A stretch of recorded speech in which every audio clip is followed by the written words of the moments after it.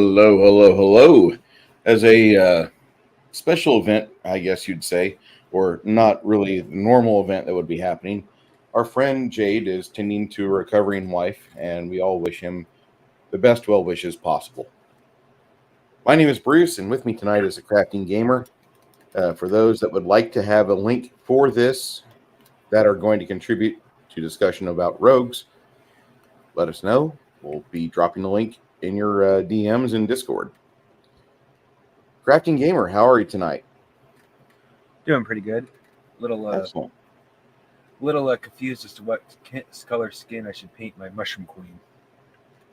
What color skin? What? I should paint my mushroom queen. What type of mushrooms?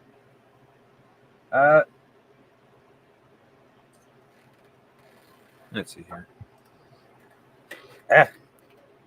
I'm not entirely sure.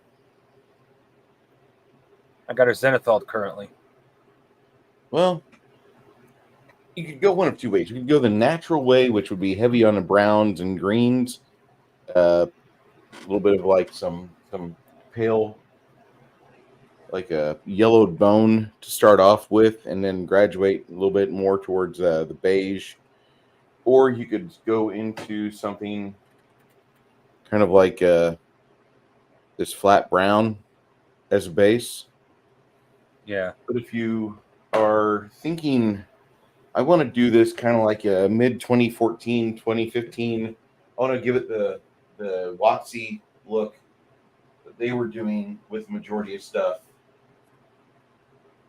And as much as I throw shade at WotC, where I will at least acknowledge that they do have some good ideas, I will say that their advertising during the first run of 5th edition D&D Next was really good. And I love their color schemes they had. So I would recommend like ultramarines. Did I really pick up 2 ultramarine blue? I did pick up 2 ultramarine blue. Okay. This game ink is really good to get in the crevasse and let that sit there. Then Imperial Purple and Nightshade Purple would work out really good. Yeah. But you do what you want to do. I mean, that's I'm looking at a color somewhere in between where it's called red wine. Yeah. I've seen that one. Anyway, sorry, I'm getting off subject. Oh yeah, that's fine. It's fine. The type we'll of go rogue with I'm some talking older fantasy product tonight, and for DMs that are out there wanting to run a urban style campaign, I hope I can help you. Well, if you're doing old time, that's perfect, because I was planning on covering a more futuristic rogue, which would be the military specialist from Robotech. We're surprised I'm just covering it too. I'm covering it now, and I forgot its own name. Hey, O'Connell. Hey, let's talk about rogues, baby. Shall we do that? Absolutely. Look at some older product. A friend of mine dropped this in my lap, and it's like Player's Guide to Sanctuary.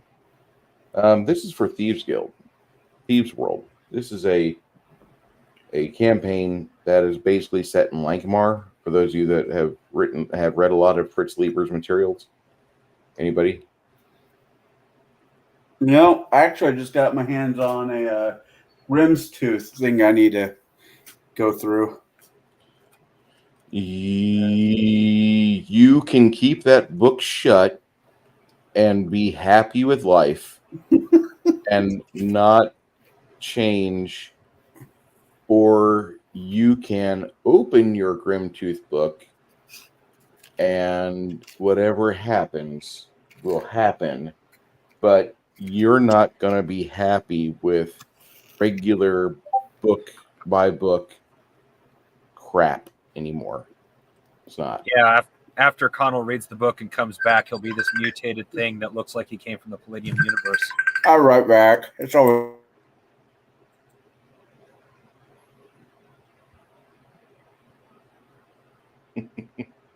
I don't know what classic Kensington Nottingham dope fiend would be.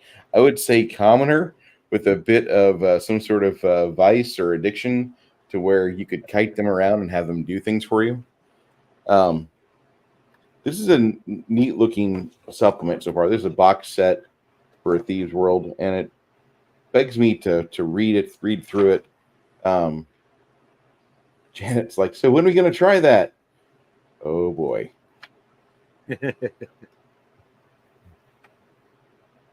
Or if I run an urban campaign with Janet, and will she ever quite be the same? God, I could only hope not. I don't want to change her. I really don't. But I mean, if like we went from like regular fun, pretty much wholesome dirty Janet to like, oh my God, make sure the children are secured. And Janet would be like, don't worry, I have enough that are in stocks. We'll have enough for the sewing machine room. No, Janet, that was what we. And she starts giving me figures of we need this much yarn, we need this much for needles. I wouldn't want to do that to her. I mean, there would be fun to be had in an urban style campaign. That is for certain.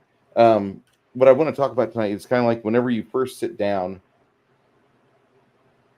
When you first sit down with the DM, and the DM says, I want to run an urban campaign primarily focused on the underbelly, the seedy underbelly of the city.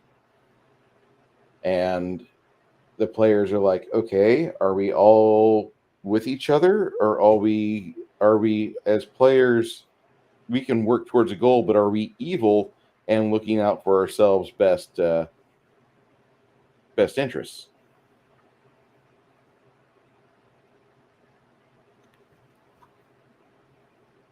That's always the question when you're playing certain type of campaign. I'll just let you guys think about that for a second.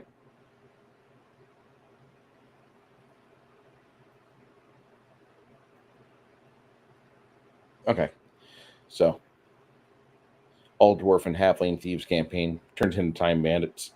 Yes. Hey, Nerdy Ogre, how you doing? As now that wouldn't be a bad thing necessarily. No. I mean, Time Bandits in and of itself is a good movie and a fun adventure, really. Yeah, kind of wondering when me and Janet can slide that one in. I want to do that during a September month, but I don't want to do that this September because there's some other things in September that I want to hit too. Yeah.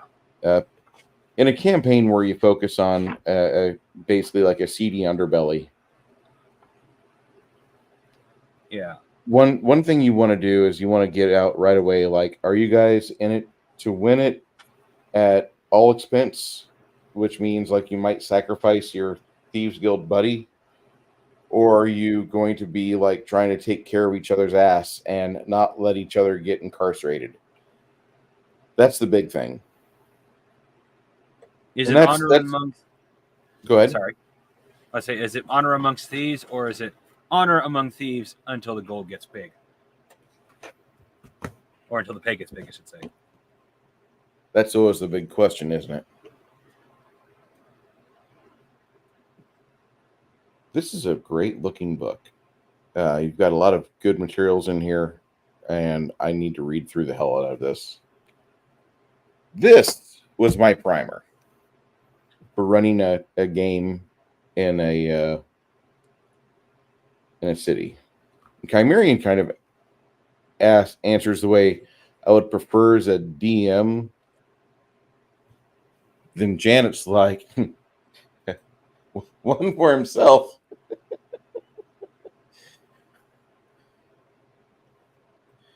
Hello, the lovely Sherry. How are you tonight?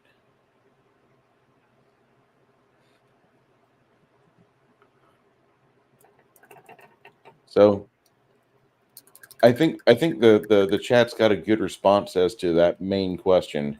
And sometimes whenever the DM asks that of the party, that's not something the party should really come right out and say, you know what, we're going to answer this aloud. No, I think it should actually be something that should be on everybody's mind, because I don't want to see you guys pull yourselves apart with intra-party fighting, backstabbing, and all that. There's plenty of other things in the world to kill. You don't have to kill each other.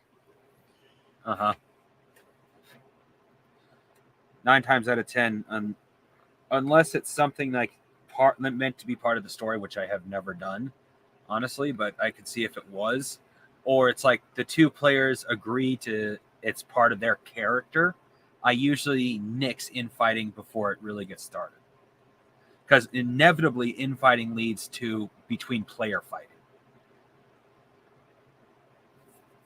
at least in my experience. I really I do want a fun table, which means a certain amount of like rivalry is allowed. But I don't want, I really do not want the party to go and, you know, just screw each other continuously like a game of diplomacy. Yeah. I'm not against evil campaigns. Nerdy Yoga says, as a rule, I'm against evil campaigns. Okay.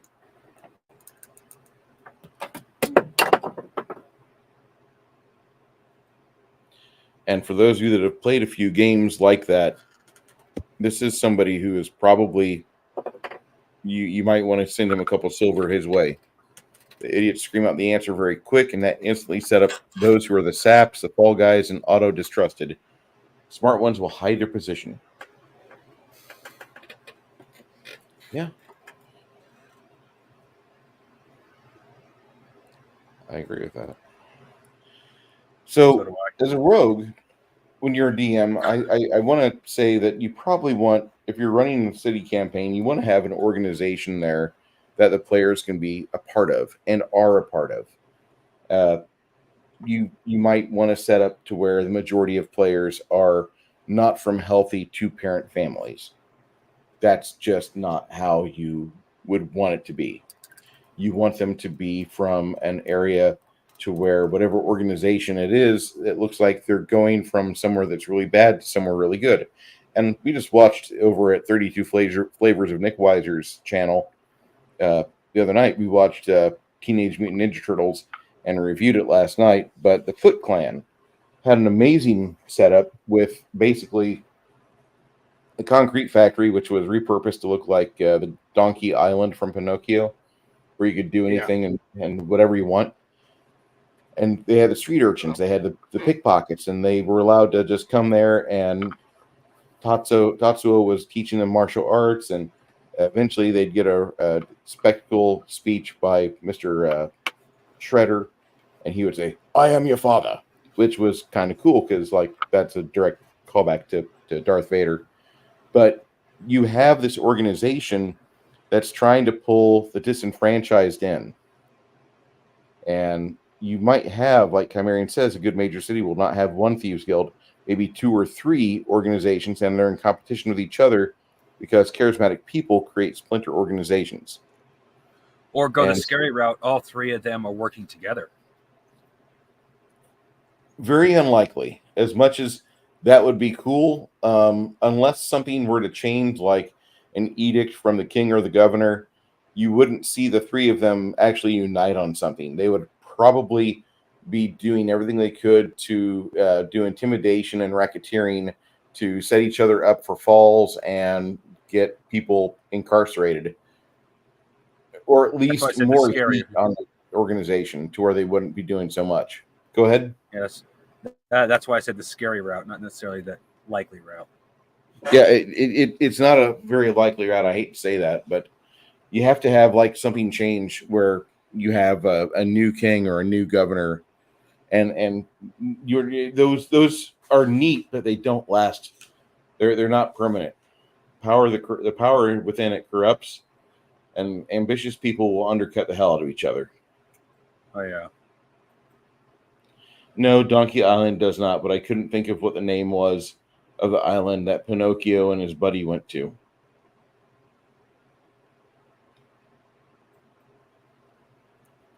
Jade, Anybody you're who's very familiar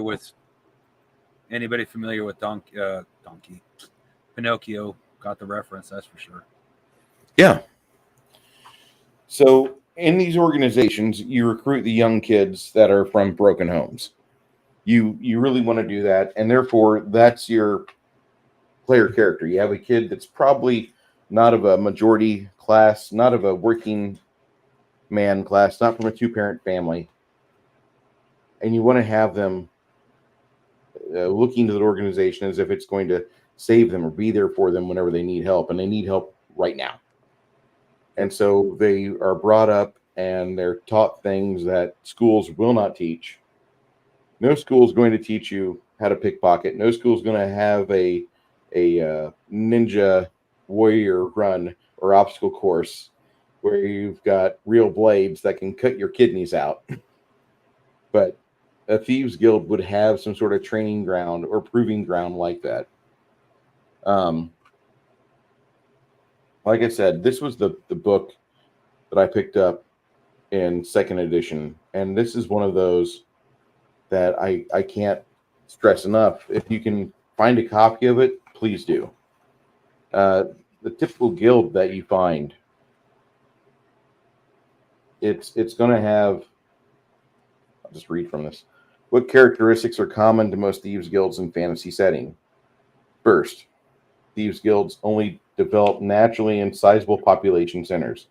They'll be between 1% and 3% of the population of a typical city, and they rely on criminal activity for their livelihood. No more than about half of these are guild members.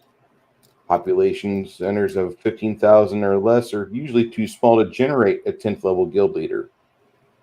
And where a smaller town has a guild, a thief of the appropriate level will have moved in and organized the people that are within that area. A sample guild is presented later. It's designed for a city of about 20,000. Excuse me. The thieves guilds are expected to have between 100 and 300 members. Secondly, a thieves guild members the members are far fewer than the city constabulary can mobilize. Okay, so once the constabulary sends their magistrates and their officers in action, you're kind of hosed. You want to keep that heat off of you. So once guild activities have been targeted by authorities, the guild will nearly always be dispersed or destroyed. Long-term survival depends on a combination of stealth, bribery, and if possible, some sort of understanding or ongoing relationship with the authorities. Third, the guild will have a headquarters or central gathering place like a tavern, an inn, a warehouse, or other structure for a place for secret meetings. Fourth, guild member relationships tend to be founded on informal webs and personal contacts. They're not really formal bureaucratic organizations. And the question of trust versus greed is always ongoing. That question I asked earlier, you guys want to work together or do you want to work by yourself? That's going to always be a question that's going to be going on in your head. Most guilds of any size become a hotbed of conflicting agendas, petty jealousies, and small plots. And most guilds are a mix of the following elements: a master thief that runs the operation, enforcers to keep the guild members in line, henchmen of the master thief sometimes serve as cleaners, removing evidence bodies from a crime scene, a core group of accomplished thieves, apprentices who are sponsored by and trained by current guild members. You know, I keep hearing you talk, and all I can keep thinking of is me coming right back to what I said. Oh, I'm covering a more modern type rogue, a military specialist. It's like, even if you take everything, including having to avoid conflict with the authorities, and take it into a government spy situation, like I was talking, and it applies almost 100%. Yeah, it does. Because the activity you're doing doesn't matter if it's sponsored by a private guild or by a public service that's kind of got a back room that operates to keep things clean on the up and up. Those activities that take place can't exactly be discovered by the normals. No. You can't have that. Constantine, or not Constantine, but what is that? The Continental Hotel would not have lasted nearly as long in an actual story. the Continental Hotel would have been scrammed less than 3 years in its existence. It would not have lasted nearly as long. Yeah. So you have a lot of elements that support things in the guild itself. You have hangers-on, you have drifters, you have thugs, and they provide extra labor or muscle. So if you're doing a job and you need to have like a distraction, you'd hire 3 or 4 guys to do that, and they would cause a distraction somewhere else to possibly, get the guards away from your hot zone. Yeah.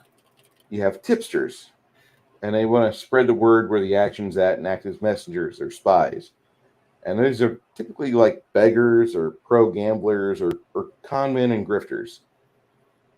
You have street toughs who control a turf, and some individuals become a future guild member. Most have very long records of arrest for petty crimes. And you have street urchins. They're too young to be street toughs who live by scrounging, petty theft, and whatever else they have to do.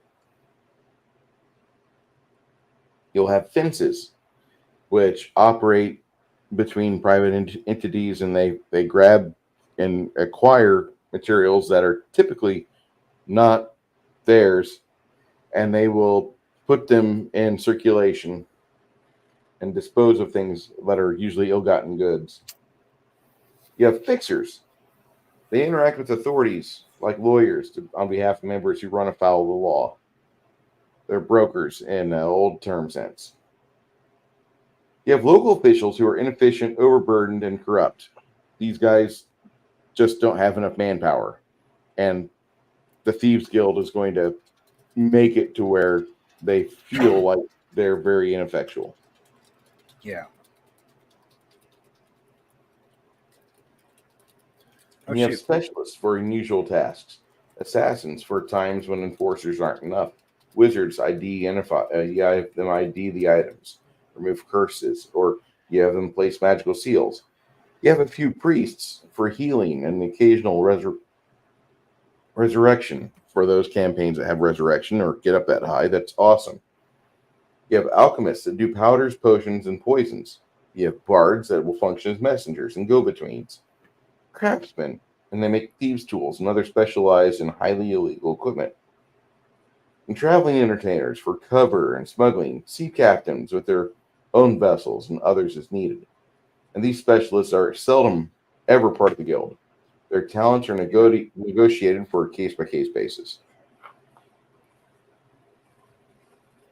Yeah, makes sense. Once again, all of it still applies to a government official. I like what the lady says here. Probably not appropriate, but I like what he says here. The ruling government, taxation is theft. Chimerian's putting his fist in the air. I can see it.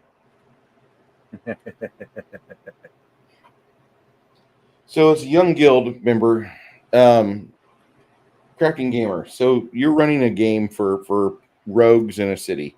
What would you have them do? Low levels. Low levels. Which analogy do you want? Your rogues or my rogues? Which analogy do you want? Your rogues or my? Which analogy did you want? Your rogues or my rogues? Your rogues. My rogues. All right. Well, my rogues in this instance, since I'm going high tech, are government officials. As low level, I would be putting them under mostly surveillance stuff at first. Like you got to earn. Well, first you got to earn the van, and then eventually they'd actually be doing stakeouts in vans. And I've always been a fan of you start slow. Excuse me a second. Okay. You start slow.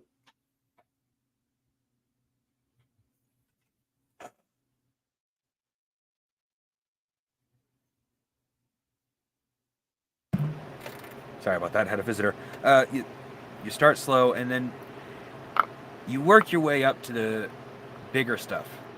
I've never been able to really do that as I had a lot of players. Most of my time was either mini campaigns, I like to call them, like somewhere between 4 to 6 sessions, or players that like to go from 0 to hero in less than 5 seconds flat. But what my preferred way of handling things is you start off slow and work your way up like you would it, not necessarily like real life, but also like real life. It's like, I'm not a simulationist, but I don't like you just starting you off and boom, you're a champion. It's like, how'd you get to there? So it would be a lot of just spying and going in and surveilling, maybe purchasing, maybe doing the purchasing in this case instead of selling, but the purchasing of illicit items to use as evidence and things like that. Especially the fact this is Robotech, it's post-apocalypse. Rules are a little more flexible. So there's a lot more the government agents could be doing than they would be in our modern age. Like once they finally do reach level of being able to do infiltration work, basically, or undercover work. There we go. Then well, I wouldn't stop them from stealing something to be part of the gang. I know modern current cops can't do that, but I'd allow it. Why? Because it's a post-apocalypse style game. So I think I'm getting a little off subject to the question, which is, anyway, I would start them slow and make them work their way up to bigger and more important things. And if I was doing, and I do the same thing in your types of rogues, like, oh, you want to steal this? Well, you can try, but spoiler, you'll get caught. No, if you will, you're not ready for that. Oh, you want to try anyway? I warned you.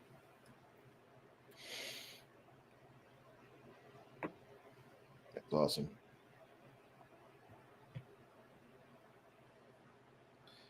So,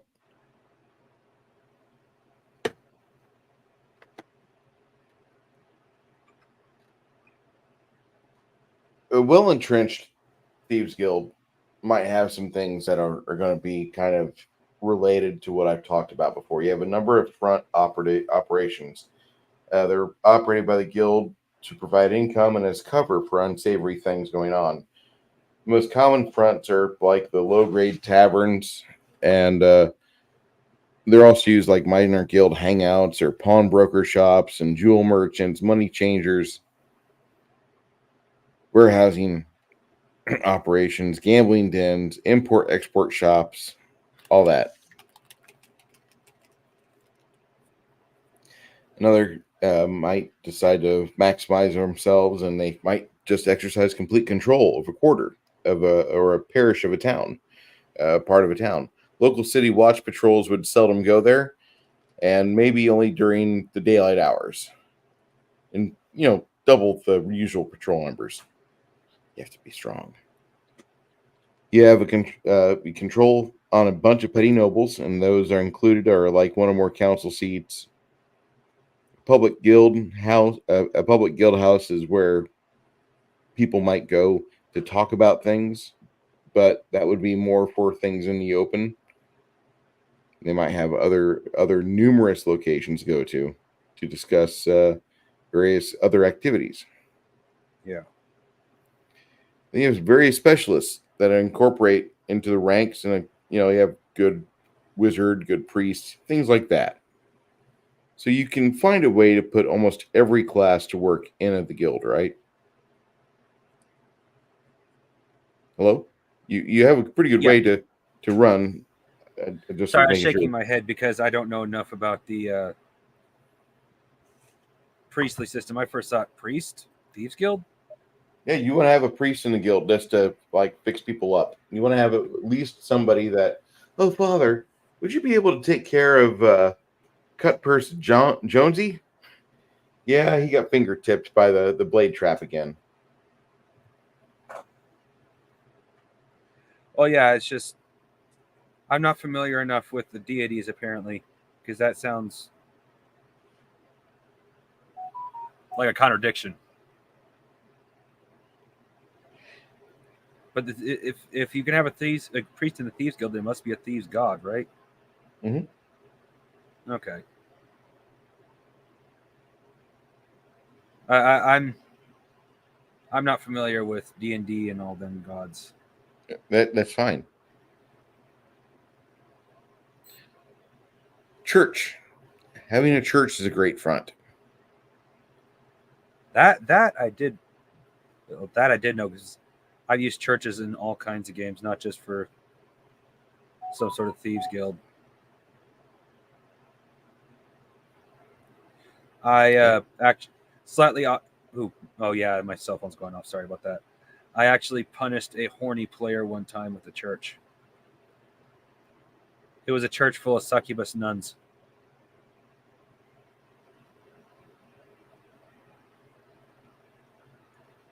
Just was thinking about something. Yeah. So I understand the value of a church in many other forms too. Like, yeah, for a thieves guild, yeah, I can definitely see that. Yeah. Excuse me just a moment. I got to answer the door real quick. Trying to tell this person, come back later.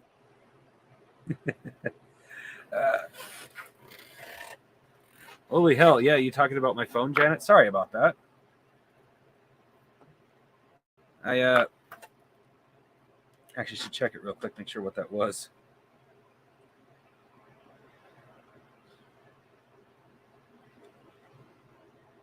Like, well, that's funny. Like 20 YouTube things popped up at once. So yeah, that is nothing important. Nothing important.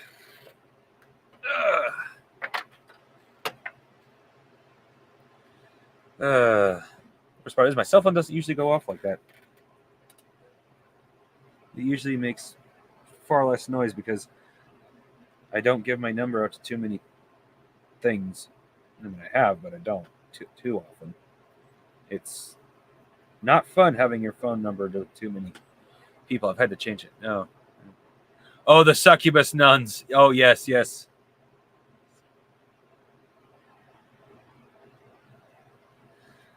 Well, I will. I do fade to black when it comes to that kind of stuff. But the guy just constantly, he was the atypical D&D horny bard. If it had legs and a heartbeat, he had to screw it. We have to find if there was a vagina. I mean, if there's not a vagina, then it's really not a good use of time. But if there's a vagina in there, then of course, yeah, we got to find out if there's good use of time there.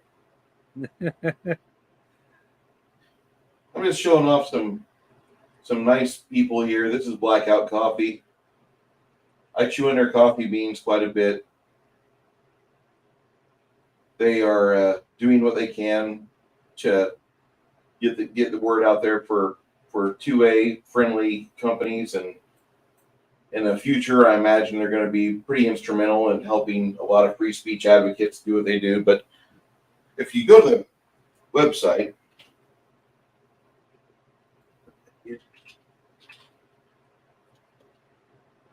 I just redid up my annual order for Blackout Coffee. So, you like them? Oh yeah. Favorite coffee? They do a really good flavored coffee.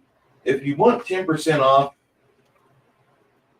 this code right here will get you 10% off, and then subscribe to their chats and their text messages, because they'll send you codes that might get you more. And an annual bag is less than $15 per month, I guess. I got to sign up every 6 weeks, but yeah. So it's a good deal. Yeah. Very impressed with these guys.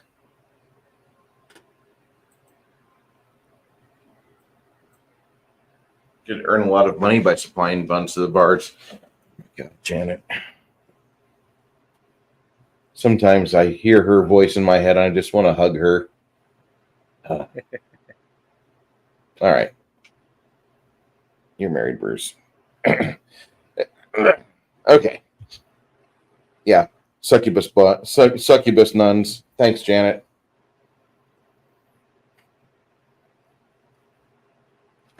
Well, But did you not so hear my story about that? no. I had a horn dog player. Like when you mentioned churches, I was like, yeah, I know about churches. Churches are great for that kind of, or great for just about anything. I to punish a horn dog player, let him fall into the. I had him basically let him fall into the traps of a bunch of succubus nuns.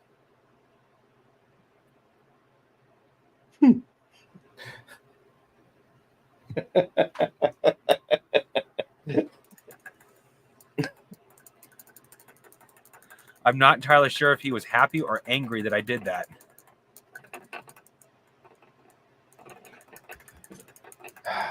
But needless to say, he had to roll up a new character. Yeah, that usually happens. I mean, most times the succubus will be like, okay, I just need like a couple levels and I'll be good. And the dude, I'm already horny. Can we finish the job?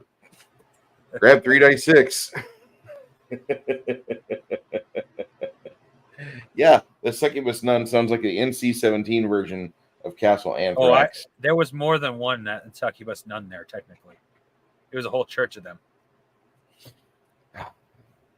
Yeah, first we'll start off festivities with a spanking, and then we'll bathe. Okay, so you're running this rogue group, and what I would want to do is, as a DM, I would want them to primarily just kind of get to know the lay of the land first. I want them to be able to get to know merchants. I want them to get to know who is a viable target, which of the merchants is willing to be, like free with the material. Like, oh, you guys practice banditry. Let me just set aside 8% of my stock monthly, and you can have that. And over the course of a full year, they would probably, have gone through one full month's stock of whatever said merchant was giving them. But they want to do things like that. They want to, find guys that are willing to not fight back for taking a few wagons and such.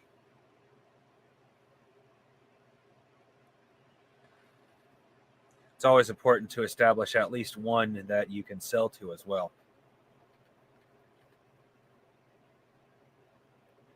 And like, yeah, Nerdy Ogre is like the first TMNT movie. It shows it completely right. You go for the rejects. You start them on smash and grabs, maybe a little bit of pickpocketing, and have them work up.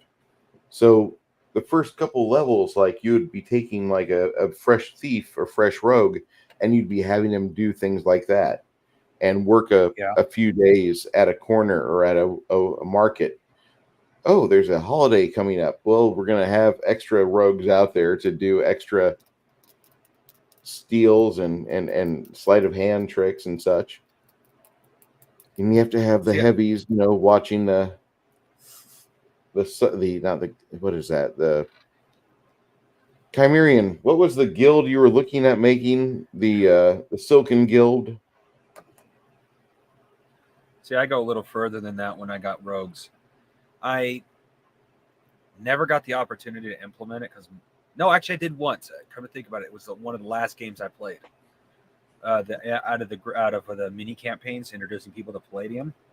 Mm-hmm. I basically did have a thieves guild, but to actually be able to steal something, you had to. I'm trying to think of a good analogy. Ooh! Did you ever see the D&D movie with that was half comedy, featuring the two thieves as the main characters? What year was it released? Oh, years ago. I think before I was born. Maybe in the 90s at the latest. Are you talking about Snails that was played by Damon Wayans? Yes. That was in 2000, but go ahead. Okay, 2000. My mistake. I'm not good at that kind of stuff. Anyway, you would have to go through things kind of like the maze, the traps that you'd have to go through, except in this case, it wasn't a trick. You actually knew it was ancient traps. You had to actually, before you were allowed to pickpocket, you had to pickpocket one of their master pickpocketers. I mean, it was basically martial art level training. Before you could go out in the real world, you had to defeat a master. Nice. One thing I like about this book, it gives you, as you're leveling up, it'll tell you how much money is made per month in a guild during various things. Like if there's a festival going on for weekly profit, like if you roll, you have poor, average, good for pickpocketing, which is anywhere, and this is like gold pieces, D6 times 25, D10 times 40, 3D6 times 80 for festivals, because you expect to get robbed at festivals. You really do. Oh yeah. So like that's third up to third level thief. Fourth to sixth level, you have better chance of not getting caught. But I really think rogues are necessary to. You almost need to run a campaign from a rogue's perspective, just so the players can see the view from the street. You don't have to make the entire focus of your entire campaign rogues, but you at least run like 4 to 6 adventures that way, and the players will have a healthier concern over what's going on in the area they're at. Yeah. But the pickpocketing is one way to make money. You have strippers guilds as another, counterfeiting and forging, which is evil as fuck in my opinion. But they work alone or in small groups, and you have them locked away, and they just work on getting all of their products to look like official products. Forgers are the most evil bastards in America right now, and they call them like money consultants and such. Anyway, burglars. They have burglars in these guilds as well. Oh yeah. Pickpockets. They do the blackmail work quite a bit. Dancing girls, strippers guilds. Gambling, loan sharking, and protection racketeering, which is my family's favorite. If you ever looked up Joey the Clown Lombardo, you understand why he said that. Relative, yes. Close relative, no. Smuggling, Chimerian's fences, and begging. And those are the pillars of having a successful rogues gallery or rogues guild, thieves guild. This is a great book. I recommend, if you like running rogues, this is one that you should read. It'll put it somewhere you're going to read it occasionally, like a bathroom for the first 3 or 6 months, and after that, put on your shelf or on your nightstand at least once a year. But this has a really good set of little rules and side jobs, and has a cute little adventure in the back. It's got quite the bite in it. But you have a lot that can go into thievery. This book does a very good job of it. Hey, Omanal, how are you doing? Omanal, do you want in? We're talking about rogues.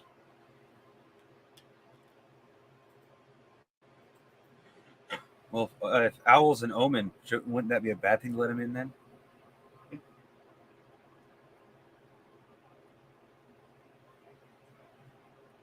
And just to let you know, Omanal, Jade would be here, but he's taking care of a recovering wife out of surgery, so he's going to be doing the father thing, or doing the husband thing. Camarian says, I found being a forger and smuggling focused rogues are some of the best white collar rogues to play. They're not dirty pickpockets who are filthy. Filthy.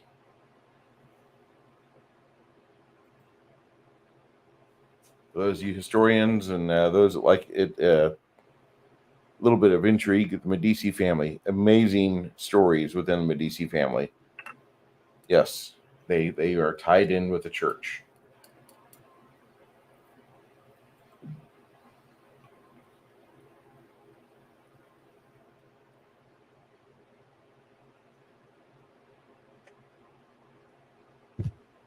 as a rogue. I got to thank our friends at Biggest Geekus for sending me this because Joe didn't understand how much I really would like it.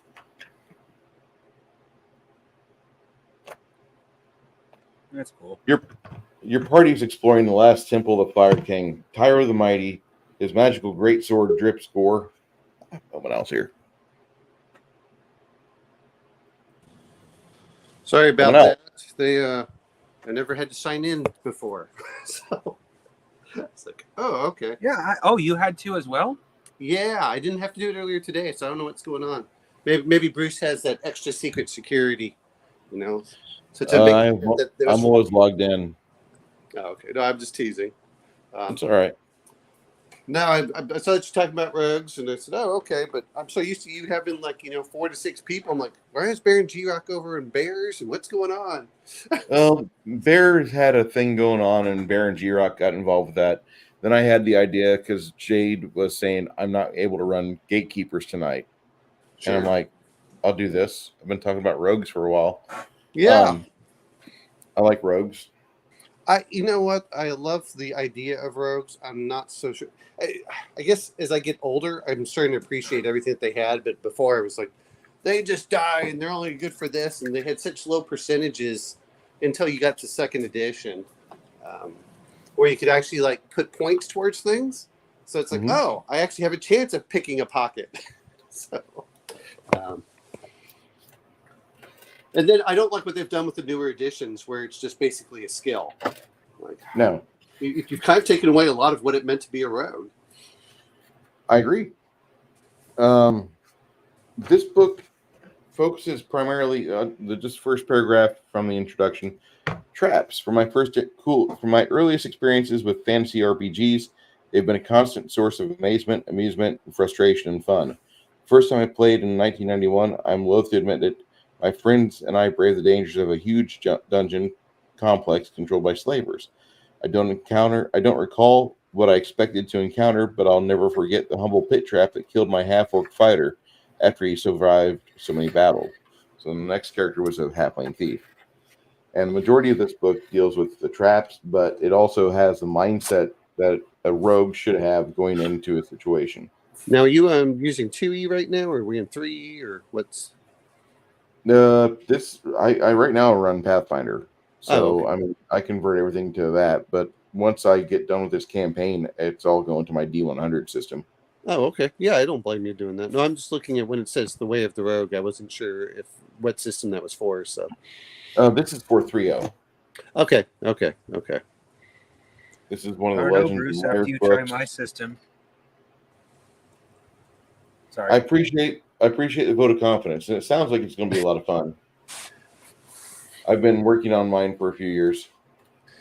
Oh no, I was making a joke, Bruce. I said, you said you were going to switch over to your system. I was about to say, I don't know, Bruce. After you try my system, you might change your mind.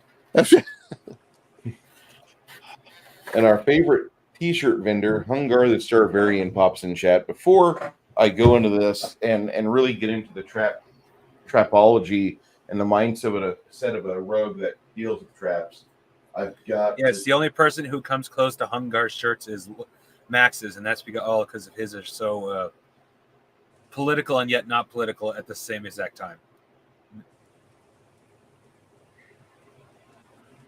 But Hungar still does have the better shirts.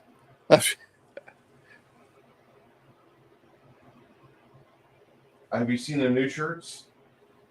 Yes, I have. I was on watching one of Hungar's streams when he announced them. I really want the one with I think it's Felix the Frog or whatever the heck it is. Peppy. The Fro and the Frog are the two I really want the most. I just keep forgetting to get them when I have money. Yeah. Of course, this month I have a few obligations, so. Yeah. Oh, I don't know. I kind of like Hungar and the Snake there. Yeah, that's a pretty good one too. Actually, I agree. The Hungar 88 T-shirt with the Dune aspect, and yes, that's awesome. That's great. I've got to get that shirt. That's just too good. I don't think that we do enough humor for the whole thing. It's sometimes I know everyone wants to play super serious games, but sometimes I'm just like, let's just play pulp. High adventure, high action. And you get a trap, it traps your character. You can't move while he's being pincushioned. We have well, I was about to say, I'm a huge fan of Max from Legion of Myth, but I have to disagree. About Jokes need to be made at the table.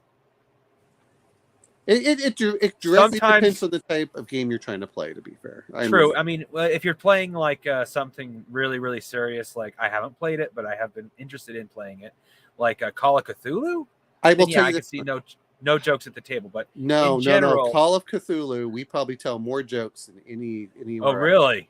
Because it sounds funny, but you're trying to break tension. And so, I don't. Yeah, that's the reason why I allow jokes at my table, is the breaking of tension. Well, especially, I'll be honest, I was watching them. Sorry, I completely derailed this there, Bruce, but I was watching people play the starter set of Alien. And, they're all on a ship. And, of course, that should be stressful and everyone's going to die. I saw so many people laughing because they kind of know they're going to die. So you're going to be kind of that tongue-in-cheek. It's the same way I'm at a funeral. Everyone else is crying. In the meantime, I'm cracking jokes because, I don't want to be depressed. So, that's fair. Especially if it's your family and the other people are just, they're not related. I'm like, look, you only get to see them twice. You get to see them during like family reunions and then funerals, which are just ad hoc family reunions. So yeah, but now I'm back. I guess to what Bruce doing. I'm looking forward actually to the Grimtooth traps. I guess they're gonna make a new one over on a Kickstarter, since I didn't get the first one. So I'm like, oh, okay, that sounds kind of cool.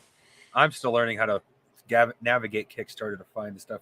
I hate the fact that Kickstarter has already finished campaigns still up to look at. Oh, I don't mind that because sometimes I want to go back and look at what's going on. I just filter by live versus previous. I'm still figuring out how to do all that. Yeah, well, it's just a little filter at the top. You just click it and it says live or not. But okay. But I'm looking forward to this. Yeah. Who's not allowed to be super duper serious at all times. Yes, I agree. Yeah, I want to know, are they just reprinting old Grimtooth traps? So I've got one from like 5 years ago. I think they're going to do like part 2, I think, or let's see. But they were talking, and I know that Legion of Myth doesn't like Goodman Games, but I'll be honest, Goodman Games at least pays homage to all the people in Appendix N. So Zelazny, Burroughs, Edgar, a lot of these people that are old that most people haven't read, Moorcock, all the stuff that we would have probably grown up with as a kid. But yeah, let's see if I can find what it says here as it comes up. Oh, that was, I wanted one more recent. So, but yeah, apparently they're going to do it at the. They're gonna bring it back in a bit. So they're gonna call it. It's gonna be OAR 8, old school traps, for 5e or DCC. But so you got to modify them. But I guess if you have the old one, it probably works. But I'm looking forward to it. I'm not sure when it comes out. I think they're going to start putting it up. It says in 2 months, 55 days, 5 hours, 34 minutes, 42 seconds. So there you go. So I guess right before Black Friday or something like that. Yeah. So I mean, that sounds cool if for anyone that wants to follow the 5e. I like some parts of DCC. I like how they do rogues in there too. But I don't want to take away from 3.0 here. And I mean, it doesn't matter if I'm reading a 3.0 book or a 5e book. Yeah. I'm trying to get DMs that are wanting to know what to do with rogues. I want to show them how to point said table in direction and have them do stuff, to roll dice, to further narrative, to have them acquire stuff. You know what I've heard, and I tend to agree with this. Rogues are really Indiana Jones that knows how to do some illicit things. Well, no, I mean when you talk about what is Indiana Jones? He's a rogue. Yes, well, that's my point. Is he can read languages.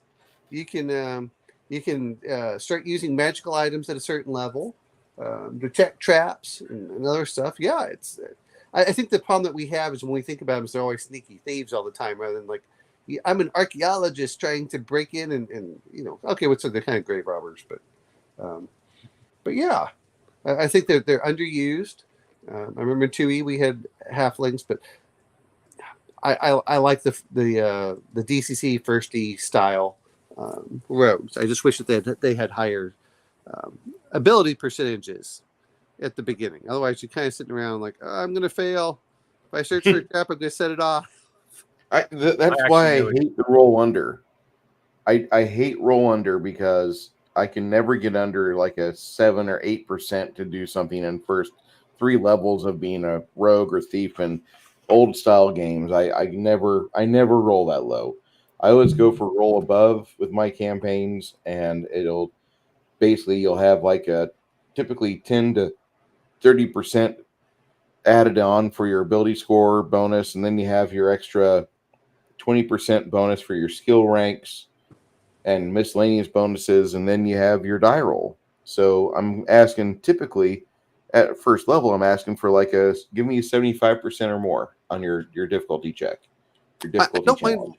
I don't mind roll under, but it's one of those things that kind of looking at the Warhammer Fantasy role play, because I went whole hog in that almost. Thanks, DM James, for sucking me in. Well, no, that's a great system. Oh, I like a lot of this stuff, and it's probably more the system I like a little bit better than the level based system. A lot of times they have, but I like the fact that you can make things challenging. I think that's part of the problem that we have in the D&D and stuff. Not so much is I just wish they had better chances, and then they gave you levels of failure. It's like, oh, you didn't set the trap off, you just didn't disarm it, that kind of thing. Instead of this binary, either you succeed or it goes off. Well, thanks, I can't do anything with if I want my character to survive for the next 4 levels. Yeah. And to be fair, like the pick locks, I think that Gygax, when he was doing that was to lock off certain sections of the dungeon. And like, look, that's a locked door, you can't go in behind there because I've got extra monsters that kill you, so you want to be higher level before you can open that door up. Otherwise it never made sense. That's the other thing too, is I'd rather things take more time. I wish that they'd say, okay, if you roll this well, it takes a segment. If you roll this well, it takes a round. If you roll this well, it takes a turn. If you roll this well, it takes an hour. How much time do you want to spend on the picking the lock? And I And think that's why in third ed they said you can take 20 to make a 20, and so that's why they did that. You can spend 20 minutes to get something right. If there's no other stress but you working on that lock, go ahead. You rolled a 20. Yeah, How's that against that lock? I think that's great. I do too. That makes a lot more sense. If you have all the time in the world, that's great. I didn't realize they had that rule. To be fair, I have 3E, but I never got in 3. I think I played 1 or 2 games, and that was about it. 3. 3 had some valuable things in it. It's not the greatest system. It is Dungeons and Dragons, which is slow combat. That just get used to that. It's slow combat. Well, that's one of the things I liked about first edition or BX. Combat was fast because everything had low hit points, including the characters. Mm-hmm. So your dragon had 35 hit points. You're like, oh, good luck. And that's the other thing too, is that really made, when you get that backstab in there. I don't like how they do it in 5e, where you can just hide and keep backstabbing.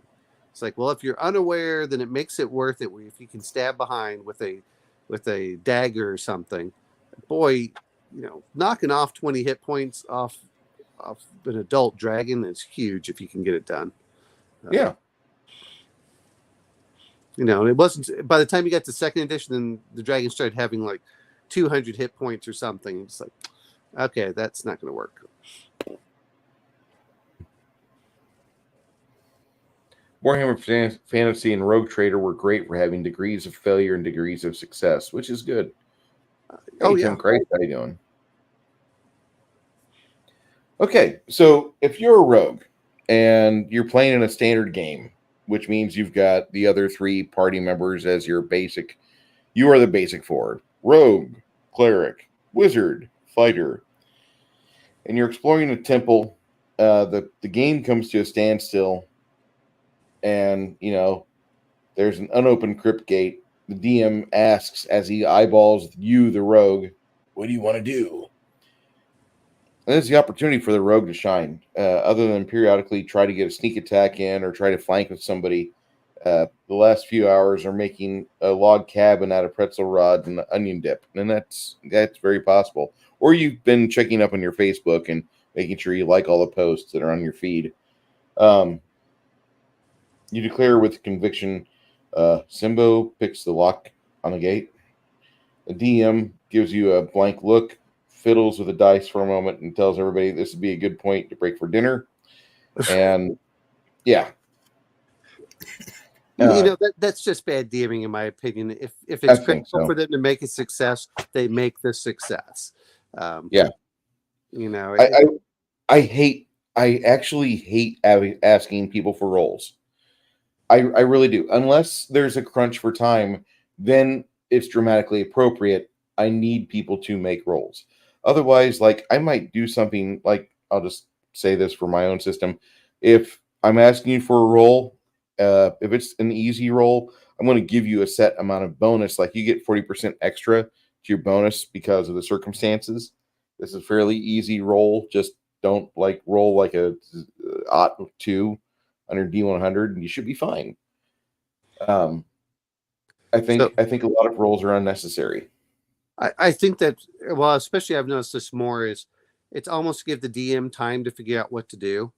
I don't like, I remember playing first edition and just role playing it. It's like, look, you're fighting an orc. I'm not going to have you roll to see if you kill it. You're 10th level. It's going to be dead. It's. Mm-hmm. I think sometimes, and I understand trying to keep people engaged, but I find that if you can make it fast and their choices matter, then this is what you see and you describe and you just move along, and then they can go through it. It's whatever. It's questionable. It's the kind of thing of like, well, why do I want you to pick the gate? Well, it's the R2D2 with the trying to get the Millennium Falcon. He's trying to get it off on there. In the middle of the firefight. That's when you need the roll, not when you can sit at the gate all day and just do it. And this is a problem with my standard traditional D&D game. I mean, you would be bored as shit throughout the game. You'd be making dice stacks and be making epic cities, drawing on a map, and all the traps were your responsibility, and that's basically all you did. You're the trap caddy. That's it. You're the guy that shows up. I've got my thieves skills and my thieves tools, and let me roll these thief percentile dice. Hey, I didn't make it. I need to wait until I can level up before I can try this door again. I'm going to mention something Chimerian's mentioning here. The rogue was also intended to be the scout, so you were supposed to be well ahead of the party. So you were supposed to be looking ahead of what's out there, outside of the infravision range, outside of the hearing range. You were the one that was supposed to be ahead, scouting through. That's why you had to listen at doors and stuff. And you're like, okay, if I can pick the lock, then it should be quiet. That was move silently. Again, the problem is that low levels, they're just giving it was too low. And now I feel, I don't know how 3E, but I assume it's very similar, is then you just made it a skill. And by making it a skill, rather than, everyone could do this. Well, everyone could do that before, technically, but that was supposed to be their specialty. It's like, oh, yeah, that's why I do like the Warhammer stuff. If it's easy, you can do this. Oh, I'm going to distract them. I'm going to do this. I think that's, the hide in shadows. Well, okay, those, but it needs to be high enough that you can succeed rather than just sitting around saying, well, I hope I make it up to 4th or 5th level before I can actually have a chance of doing it. Oh, God, no. I agree with Cameron. Roll for this 5 square, then this next 5 square. Detect. Yeah. Here, just tell me you're detecting, and I'll secretly roll behind the scenes or something. If you tell me you're going slow, which old D&D, if you look at how fast they were supposed to move, it was what, 60 feet a turn every 10 minutes. Yeah, if you're moving 60 feet a turn, you're automatically searching for traps, in my opinion. Yeah. What's up? I agree. Yeah. So, like, typically the thief has to go up there and disable traps. That's what the DM usually uses thieves for in a game. But the business of thievery is like actually being a business. So you've got to be profitable for tomorrow. You have to run extortion, and like extortion, you got to be ready for the day when somebody tries it on you guys. You have to be able to fend that off. Absence of large numbers of desperate urban poor in most cities complicates the job of recruitment for the guild, and must work to recruit the sons and daughters of skilled lower classes, the kids of cobblers, carpenters, and smiths. And it helps to capture the imagination of the alienated, the disgraced, or disenfranchised noble-born youth, and any of the offspring of merchant class. It has to lure away kids, sons, and daughters from the farmers and serfs when they arrive in the city to sell goods and attend fairs and festivals.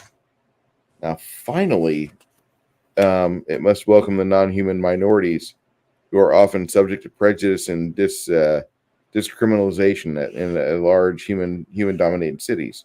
A young half-orc may turn in, to a thieves guild member. Nobody else will have anything to do with them. And these are the things, and the robbers who fill the ranks of the guild's extortion side. They do that. The part that I'm looking at is considering D&D so dangerous. You got plenty of orphans. Come on, go read some Oliver Twist or something. Mm-hmm. And just that's. Oh, look, what does the Thieves Guild do? Oh, they run the orphanage. They never have, that they can be selective in who joins the Thieves Guilds, and the rest of them all become beggars.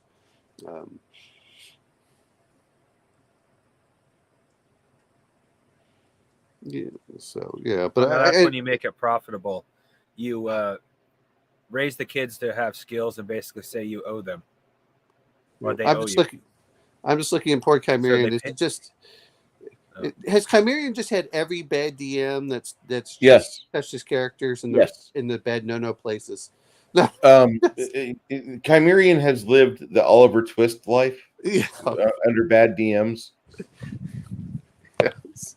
Might have some fun, sir. No, we're gonna have serious face on. So put on your serious face, Chimerian. You don't deserve to have a happy face. You're going to do nothing but wait until I ask you to disable the trap, and then you're going to walk ahead for 72 feet until you find your next hireling who is split in half by the trap he did not detect, and I'll ask if you can find the trap. Ah.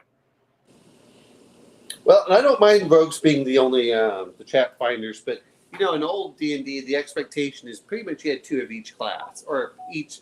You had two fighters, two thieves, two magic users, and two clerics. That was the assumption for a party a lot of times. Did we ever play that way? Not where I was, because I was lucky to find if I could get 4 players. So, those were the bad days, of which I remember fondly.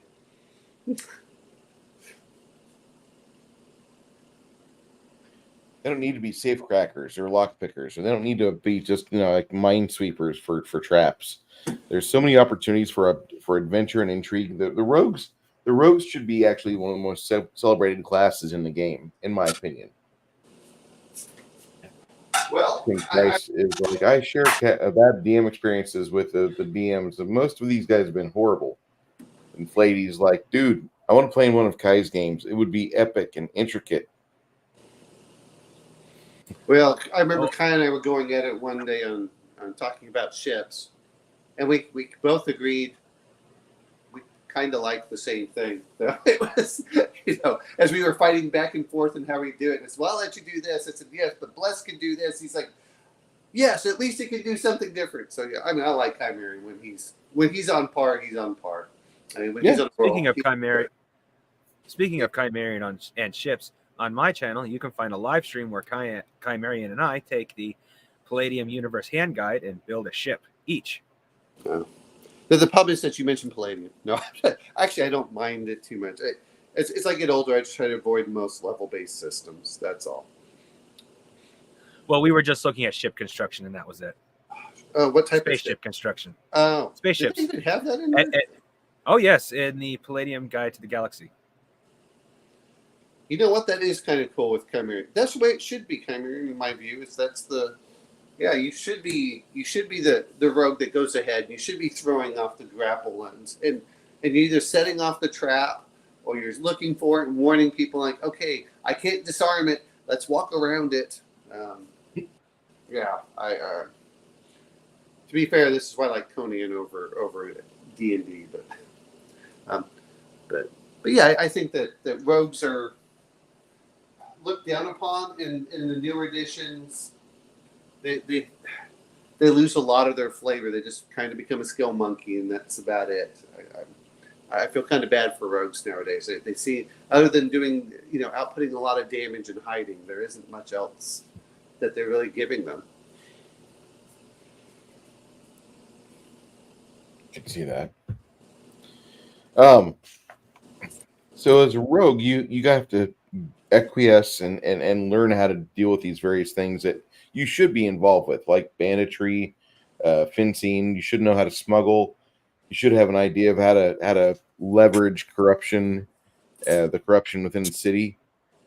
But there's so much that goes into being an effective rogue, and it really, like what Nerdy Ogre says, a good rogue in an urban setting should be like a ranger in a wilderness setting. It should be somebody who they know, they want to, an urban setting rogue, a rogue that loves his town, that loves where he's at. He's going to have so much knowledge of what's where. He's going to have dirt on the 15, merchant companies or merchant families that he can bend, and over time that becomes something he can develop and mentor into his new students. A good rogue will actually start teaching others before he becomes name level, because he wants to get some of that pie, some of that residual pie, where he's like, hey, give me some of your scratch because I taught you how to do this. Oh, I think that the other part is, and you were mentioning this, I thought that was really good. I think rogues should have a rumor mill, skill. Oh God. And, it's like, oh, what are you doing? Well, because the rogue has his ground listening to everything, talking to people and just going around. So it should be like, hey, what's going on? Well, the king's daughter likes to sneak out sometimes, and she dresses as blah, blah, blah.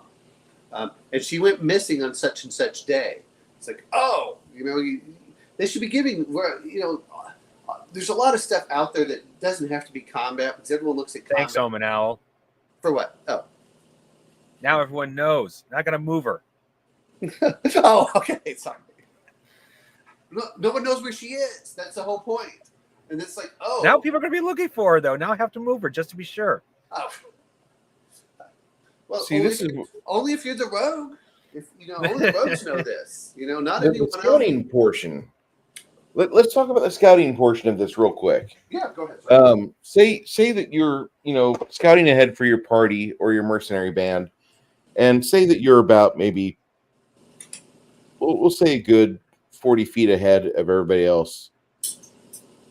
They can't hear everything you've got going on, but they're over here, and here you are trying to keep things safe for them. And you see a group of individuals, another party or a monster party up ahead, and you're like, I don't want to fuck with that. You might want to stay in there for one round just to trade blows. I wouldn't recommend it. Well, part of me goes this much is, not only should they have disarm trap, they should have set trap as well. Okay. Yes. I noticed, I was looking through Dark Sun, and they gave their rogues 10 skills, including forgery and tunneling.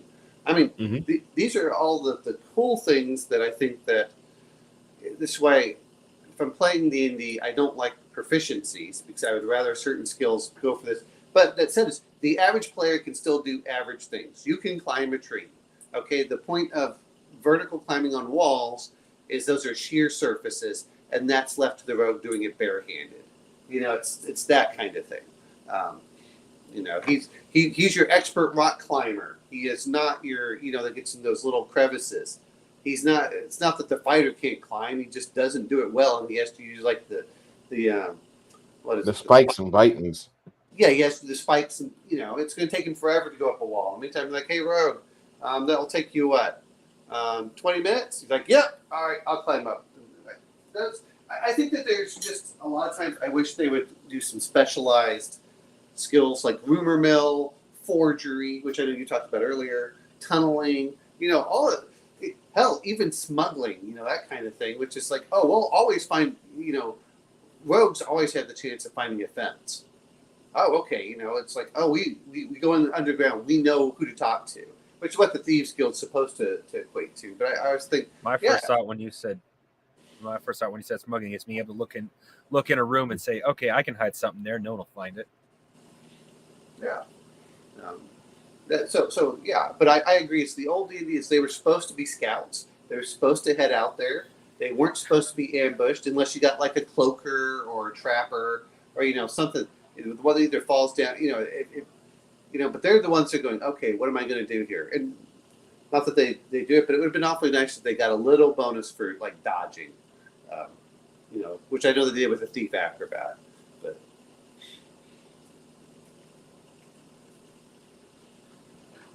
But I always wish that they would give characters more non-combat skills so they could be useful when they're outside of the normal part. I agree with that. I want players to at least have like a background where they could like play a tune on a piano or on a piccolo. I think that would be important. I think that'd be something that like you would have from like being a young age, and maybe your sister or brother taught you that skill. The ability for players to know background knowledges should be something like that too, because I think everybody pretty much is a sponge for information until a point they're like, I'm done learning. I'm done. I can't do that anymore. Just my thoughts. Yeah.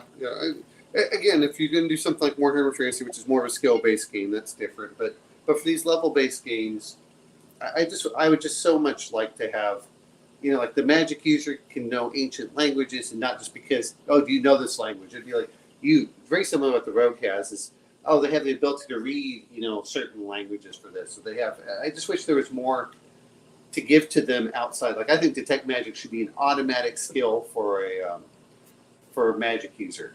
And it's not that it casts a spell, it's just that it takes them time to do that. And the same thing for identify.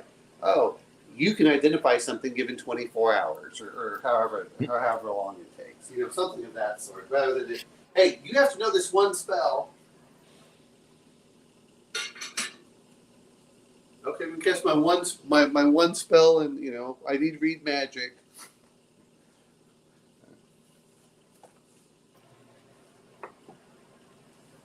Sorry. That's fine. Just looking at other things here, and what is ONL, say you're GMing a group of players that are actually a thieves guild. Well, how would I run it? Yeah. Well, if I was going to do it, did you ever watch the movie M? Which movie? The movie M. No. So it has Peter Lorre, and it's in German. And I'm just saying this to get to the point of what the Thieves Guild will kind of be like. It depends on the time and era, but what they have is that he's a child kidnapper and murderer, and so all the Berlin police are cracking down, and the Thieves Guild is getting angry because they can't do their heists and things because there's too much security. So what they do is they mark him. They find out who's doing this, and they mark him. And at one point, he's trying to hide out, and all the Thieves Guild comes in, and they're bringing out all their tools and equipment to get, he thinks that he's safe hiding in a building, and they use all that stuff to get him. And then at the end, they catch him and try him in their Thieves Guild. And that's the way that I think that I would like to do it is it's much more of a spy information network. Well, actually, Omanel, what's that? you missed the. I was about to say you actually missed the fact that Bruce and I are talking at two different levels. He's talking fantasy. I'm talking sci-fi because of I'm currently what the rogue I'm talking about is basically is literally the military specialist from Risk. Robotech Oh, actually, Robotech. Well, see, I've and he's played basically Robotech. a spy. Yes. Well, I like the whole thing that I like about it is I think that thieves are best acting as spies. I think part of the problem that I have with this, everyone talks about pickpocketing, and that's not the interesting part to me for thieves. That to me is okay. I can do street magicians. I can do little bits of spells here and there. I don't mind any of that. But man, if I was going to run a thieves guild, it's going to be the spy information network. It's going to be almost like the John Wick aspect of Well, when they have the Beggars Guild.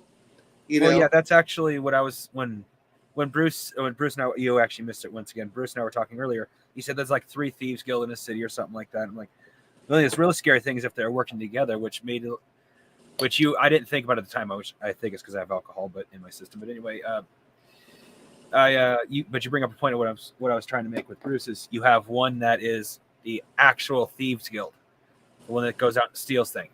You have the one that specializes in making sure those stolen goods are properly sold and out of the city so they're not caught. And then you have the information brokers, and then you have all technically one giant thieves guild between the 3 of them working together. and that allows you to do a lot of stuff in there. That allows you to. But that's the way that I would like to run it. Is because I would much rather say, hey, look, guys, we're going to do big heists. We're going to do this. Robbing, because I like to play more of a heroic game. Robbing the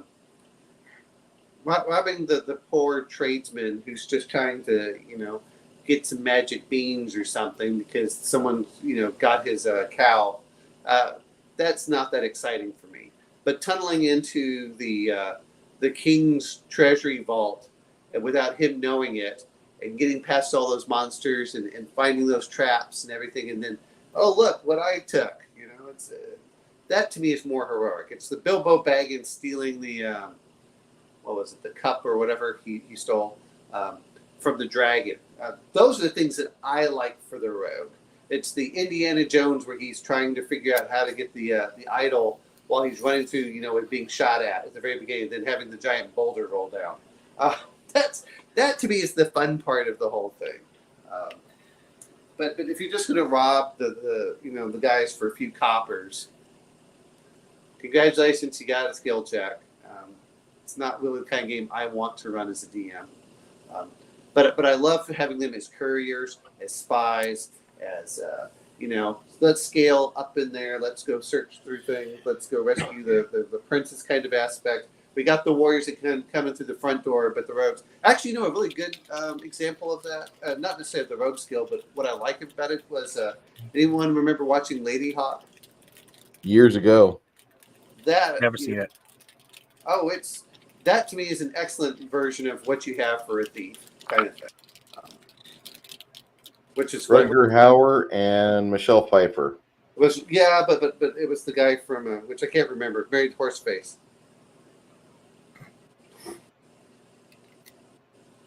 The one that was from why can't I remember his name? Matthew Broderick. That was it. Yeah. Matthew Broderick. He was in War Games and he was in some other stuff. But yeah, Michelle Pfeiffer's in that and Rutger Hauer's in it.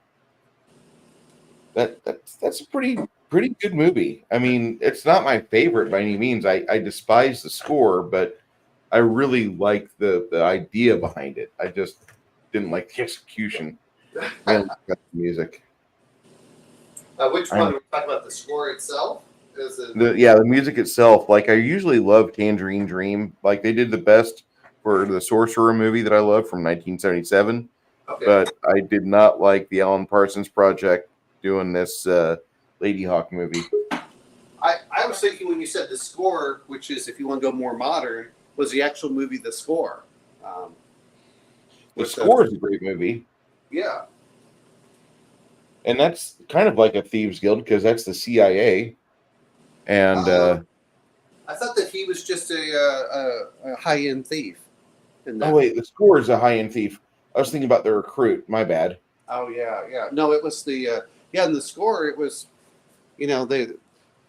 that those are the kinds of things that they're not necessarily combat oriented, because if you get in combat, you've done something wrong. Mhm. And sometimes I have a feeling it's not that you can't cause complications. I think sometimes, though, DMs always want the players not to succeed, rather than saying, hey, guys, you know what? You're pretty badass. You do accomplish a lot of stuff on your downtime, and I'm giving you the equivalent of all these abilities while you're on your downtime. But we're going to zoom in on the one thing where it goes sideways, or where it could go sideways. You ask the players, are you going to do this? Yeah, it seems reasonable. Do a check. Okay, you're going to do that. But, I think, like Shadowrun, I always got so aggravated by that. Well, you're going to keep me poor. I'm going to spend like $40,000 in ammo so I can get paid, so the entire group can get paid $10,000. What the hell?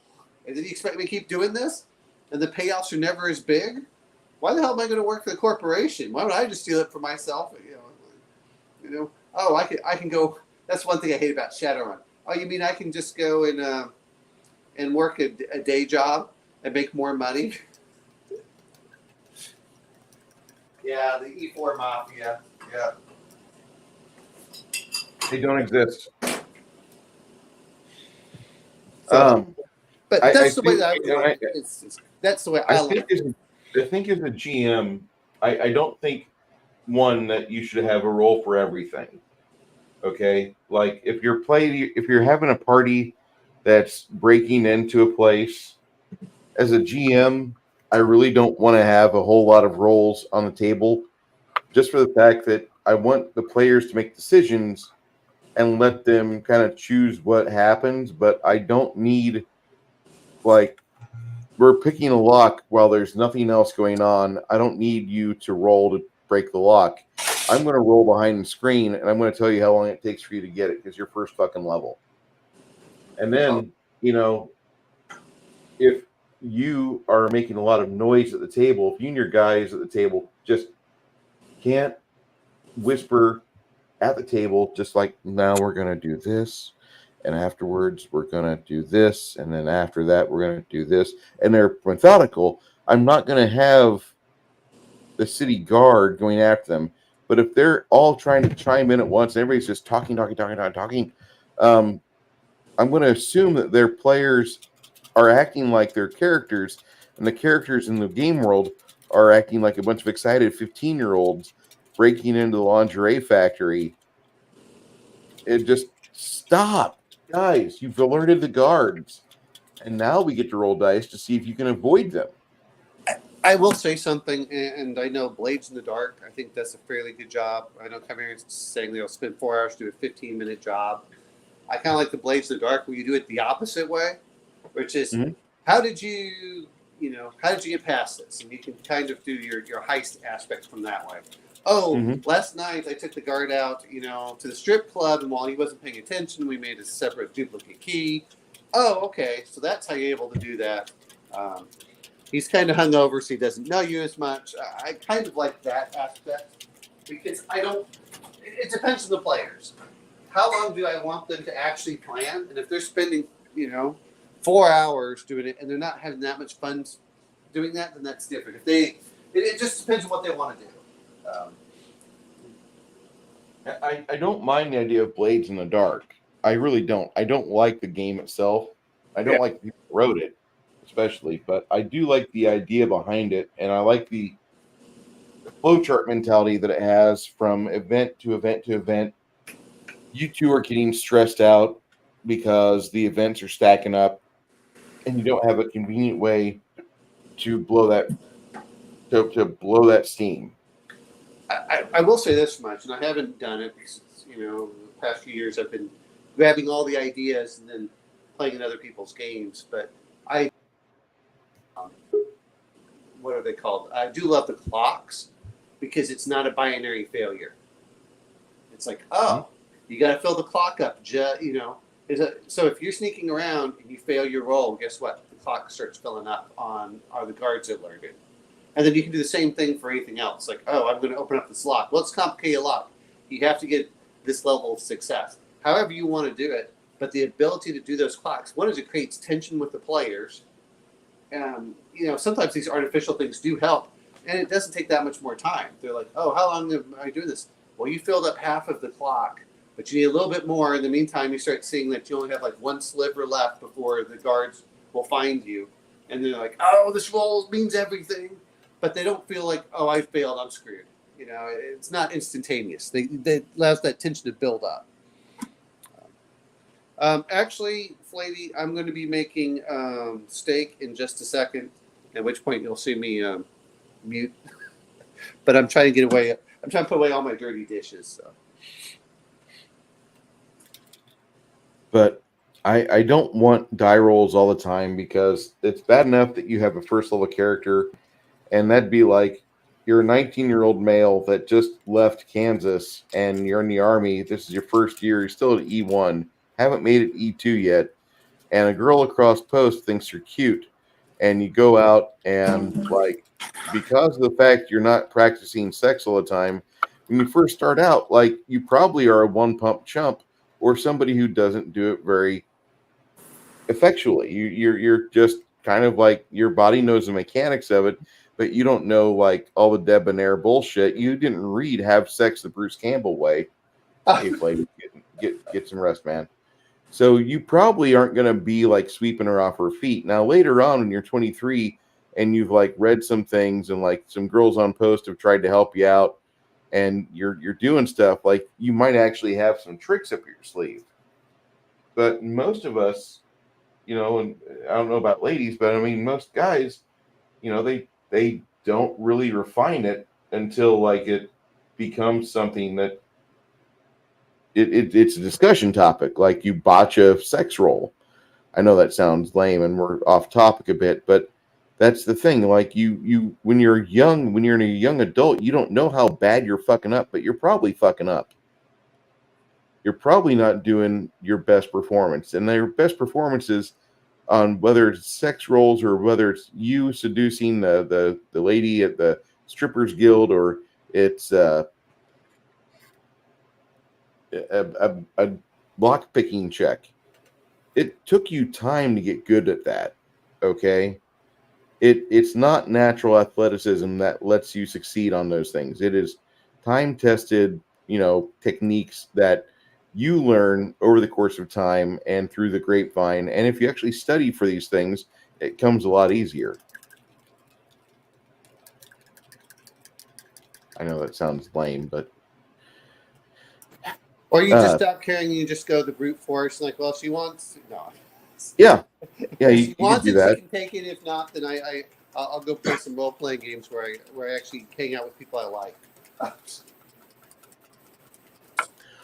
I want the players to at least have fun at the table. And when you're running a rogue campaign, the stress is up a bit. The players are kind of more on edge. You guys should be thinking that your guy sitting to your left and the guy sitting to your right are probably invested with making you look like shit so they can make some extra money.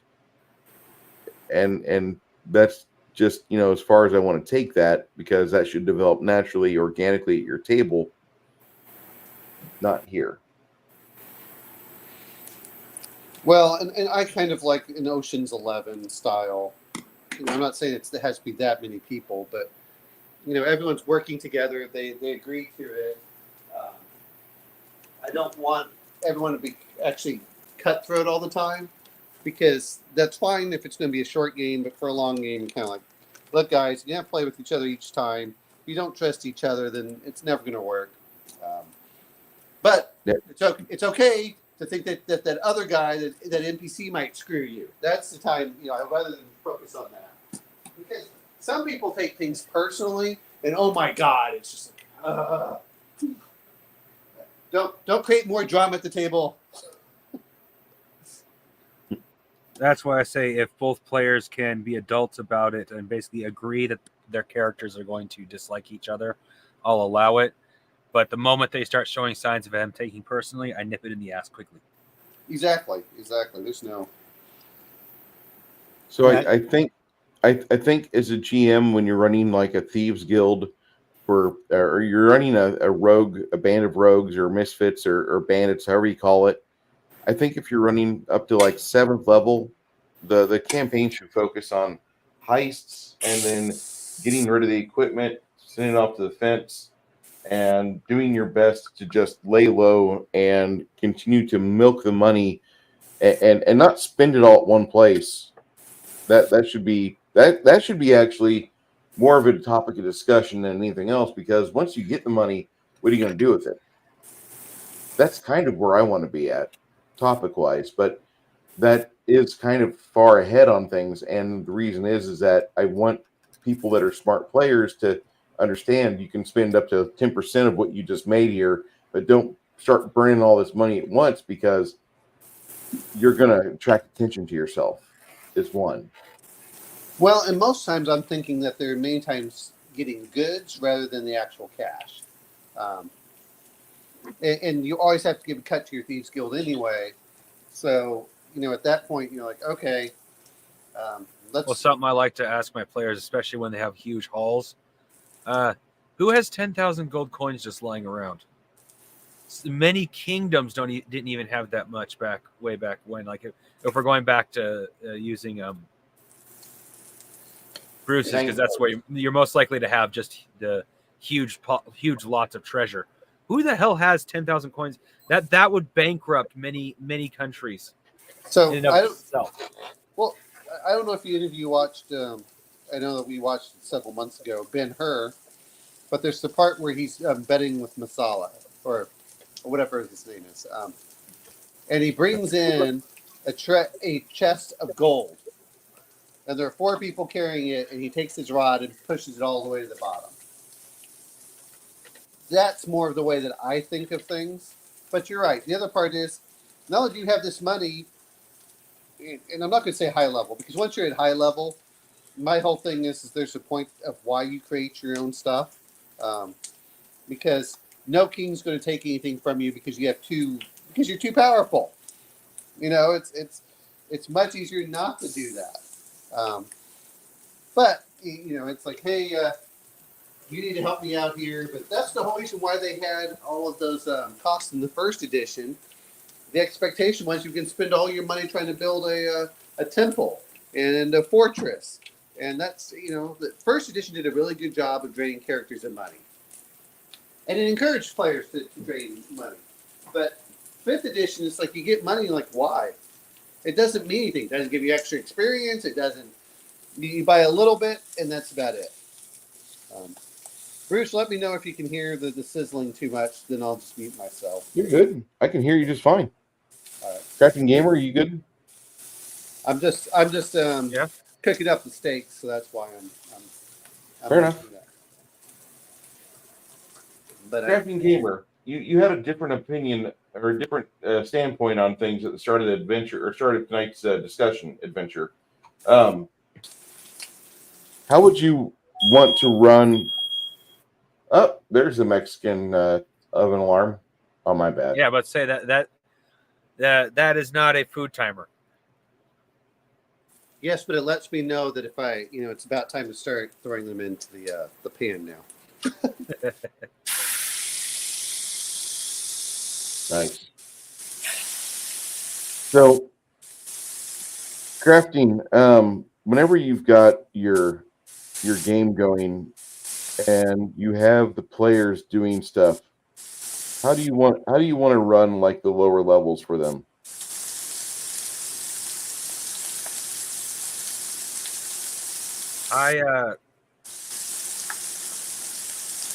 Didn't I answer this question earlier? No, because I want to know exactly, because you had started going on a government angle, not an official right. thieves guild, but like, how would you take your agency? How would you direct them to do? Because there are certain agencies that do the same thing as thieves guilds. Yeah. Well, in since I'm still doing the Robotech angle, in Robotech it's the RDF, not RDF, Mhm. and they'd be I'd say keeping an eye, especially in the case it would be a campaign in Russia because, well, I'm starting out a little bit of background because there's a lot of political intrigue with Russia and the other countries. So it would definitely be, as low levels, it would be starting out with, all right, you're going to this marketplace because we heard there might be some, not necessarily information, but there might be certain people going there. We want you to confirm that. Then, of course, you'll be doing other things that besides that, but I'll be giving you experience for doing jobs like that, so you can level up and start getting to a point where I'll actually stick you in a van. Probably like levels 3 or 4, I'll stick you in a van where you can actually survey people. And then for Palladium, anything above that is starting to get mid to high level. So low level, I'd definitely start you off slow. You'll be surveilling people. You'll be confirming or disproving rumors, meeting with low-level contacts. In many cases, as the GM, I would encourage you to make your own contacts while you're still low level, because those come in handy when you come high level. I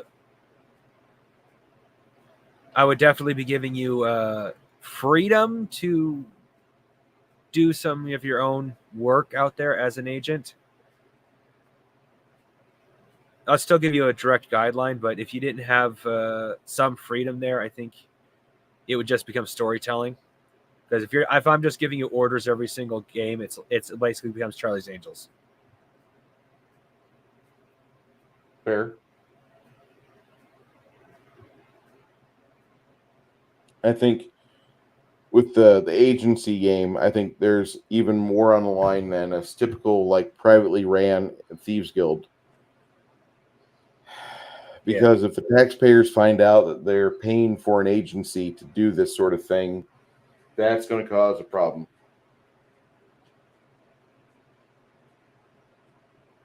Most people don't appreciate their government doing not so good things. Yeah. And that's in real life and that's in fantasy as well. I think the main stress in that game would be really trying to keep everything quiet, trying to still keep a lid on things. And that would be one of the more challenging aspects of that game, to where you're constantly buying the town criers, and if there's any local media, you would be, going to the shops and print shops and like giving them money to put up a BS story. Whereas everybody else would know, like, there was just a raid at the dragon at the Temple of the Dragon's facility last night, wasn't there? Yeah, you guys are suddenly spending like 17 to 30,000 gold on new stuff. We want to just do an audit real quick. That's it. Sorry. No, I was just thinking, you mentioned that, but I was thinking Top Secret is a perfect example of doing some of that stuff, which is, it depends on how realistic you want to make things, but I always like high adventure myself. I want that to be there. I saw that someone was mentioning Captain Kidd and the Pirates. The ability to climb sheer surface is good. You can climb up to the top there. But yeah. High adventures what I usually run, Yeah. but I've wanted a chance to run something like this. So Sure. Bruce is basically asking me to talk out my fantasy game of mine. Not only your fantasy game, but what you would do with a group of players in that position, because you were talking about it. Yeah, but I get what you're saying, but you're asking me to talk about my fantasy game, because one of my fantasy games, because that is my thing. Stick them in that environment, play that kind of game. I mean, for me, it's always. But no, you were talking about a governmental agency. That's why I was talking about Top Secret. Oh, and Bruce, what I meant by fantasy game was not fantasy play, fantasy run. Like, sure. I'm telling you exactly what I would do if I was given the opportunity to run such a game, and that is kind of a fantasy of mine. Is what I meant by that. Is all. One of the big things I think that comes down to is what the players want to do as a Thieves Guild. All too often we're saying, what would we do as a DM? Rather than saying, okay, players, what do you want out of the game? and that's sometimes why I got frustrated when I was younger. Well, no, as I got older, actually. What do you want out of the gate? Yeah, I mean, I agree with Nerdy Yoga when you're first learning. Okay, this is what we're doing. This is what we're going to do. Okay, that's fine. But honestly, after about 4 or 5 sessions, you've learned the rules. You know the basics. What do you guys want to do? What is your big heist? What is the thing that's going to make your name? And then work towards that. Well, something that I always encourage, and something I'm a little something I'm writing into the game I'm going to be that I am working on right now is, what is your character's goal? I find people enjoy and tend to be more really invested if their character has a goal. Oh yeah, yeah. But I meant, sometimes you do get some passive players. That's fine, but at the end of the day, I want you to tell me what you can do, and I will facilitate it. But I don't want to have to create everything for you. You tell me you want to go over for the Raid the King's Castle. Okay, that's great. You tell me what you want to do, and then I'll come up on the fly for that. But I don't want to have to be the guy that says, "All right, guys, in this adventure, you're going to be robbing the king." Now you decide if you're going to do that, and then you have to deal with the blowback accordingly. And again, that's why I made the Charlie's Angel reference. Yes, and then you also get the Charlie's Angel reference, what's the Mission Impossible. Yeah, I mean, all those things are pretty cool. How do I want to put this? I don't want the boring aspects of real life to intrude into my games. Oh yes. So that's my view on some of those things. I'm not saying everything, but I want your players to. You should be telling me what you want to do, and then I will create the adventure accordingly. See, I kind of go back, like you're talking about, after like 3 adventures, 5 adventures, the players should be kind of directing themselves as to where they're going to do their next heist or such, right? Is that what you said? Yes. Okay. So by that time, I would have at least a sketch or an outline of the map and the city walls and the various districts, but a lot of it's blank. Oh, okay. Like I might even have like a detailed map of like it shows all the various buildings and how the streets are laid out and how the river goes through the middle of the city. I wouldn't want to share the information with the players as to what everything does. I want them to explore. I want them to get to know it. I want them to take notes. I want them to learn where they're operating. And then at number 7 adventure, here's the map. You tell me, what do you want to do? Because I've been reading this book for the past 2 years. I want to know how you want to live in it, how you want to go about it. Oh, you want to go in the nobles section. Okay, well, you go over there, and you and your friends are just kind of bopping around, and you're doing your thing, going from like the market towards one of the temples that is very much a very lawful themed temple, but they've always got money there. And you see some people coming out of the temple, and some of them are just in like various clothing, looks like merchants. But then you see the temple guards, and they've been having their eyes on you for a while. Shit. And then we note down there's a temple to Luvatar right there. He's a big bad civilization deity. Where's the spot that'd be easy for us to rob? I don't know. Why don't you discover that, and then walk them around the city and let them start developing where they could actually go farm and start making some actual money. But it'll come with lumps. Well, what I mean is that you tell me in the grand scheme of what you want to do. Like, we want to rob the king's, the king's tower.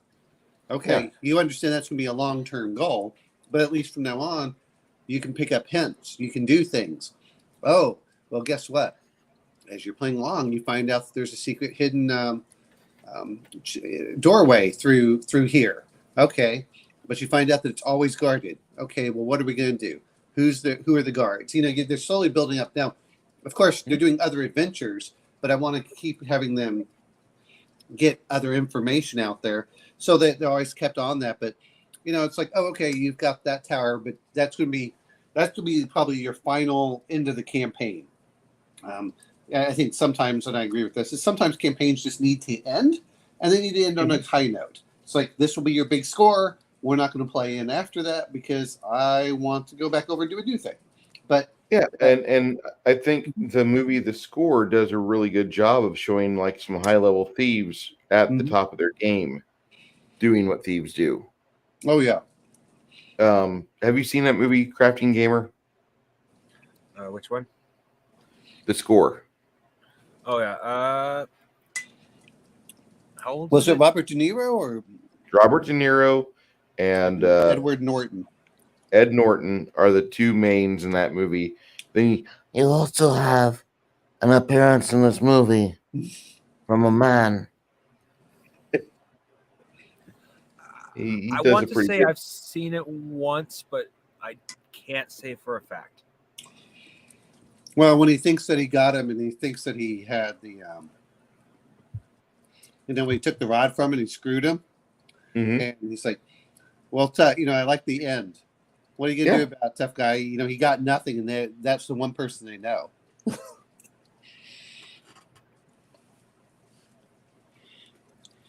Yeah, I thought it was pretty ingenious that Norton had taken the direction of he was playing a mentally retarded guy, and then at the very, the climax, he sheds that disguise. But he's been on camera numerous times, and De Niro kind of helps bring that into him.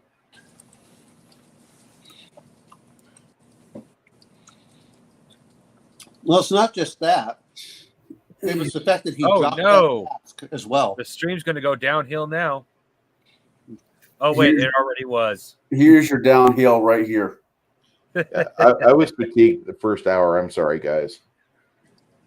Thinking about things and just like drifting off, drifting off to sleep, but drifting off into space, staring at like 20 ideas for adventures and like then the 3 books I had over here. Hey, Connell, how you doing? It's been a bit. I've been buzzed on this stream, so it's not like I've been helping in that aspect. Oh, you're fine. Probably one of the lower points of the Gatekeepers. But, Jade just has this energy when it comes to Gatekeepers. He does really good. I try to tell him that all the time. You're doing really good with Gatekeepers. Keep it up. Keep it up. And oh yeah, I agree.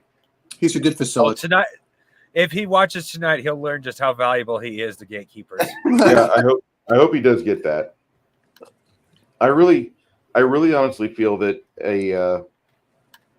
a thief campaign, if it's not going to be like a full like year-long campaign, because you have like story beats and you have various characters you want to introduce and you have events in the city that you want to showcase, I think if you're not going to go with that full Monty, like dip the players in, I think then literally wrap it up within like 10 sessions or less. Let them have a big score and let them have the option to retire, possibly even retire rich or get incarcerated. We are in a campaign I'm in. We're running the 5th edition's the Dragon's Horde, which is a very thief-friendly campaign module, right? Mm-hmm. And I'm not saying it's a great module because it's not. It's not my DM's fault. It's just a shitty mod. But the concept that you're trying to pull an Ocean 11 is really interesting, and I think it just takes the right. This might have already been said by you guys, but I think it just takes the right group of players that want to talk about, every heist movie that they've ever seen on in a theater or on TV. It takes.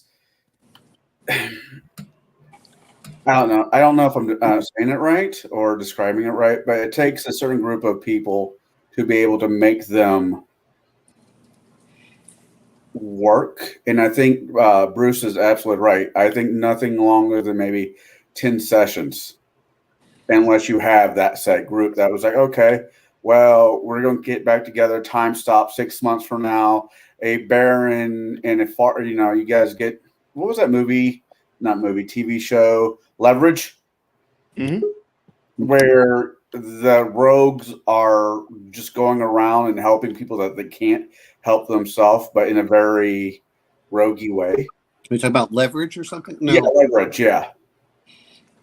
I mean, I don't. Those are the kind of things like, hey, I'll help you out. I think part of it really comes down to is the levels too. Is if you're playing D&D or any of these others, the rogues are not that hard to understand to play. They aren't for the most part. That's when those like, hey guys, you might starting off at 7th level. It doesn't take that long to figure out how your character works. Go for it. Oh, okay. Whereas a magic user or cleric, boy, if the players don't understand their spells, they're gonna be sitting there forever trying to, having that paralysis.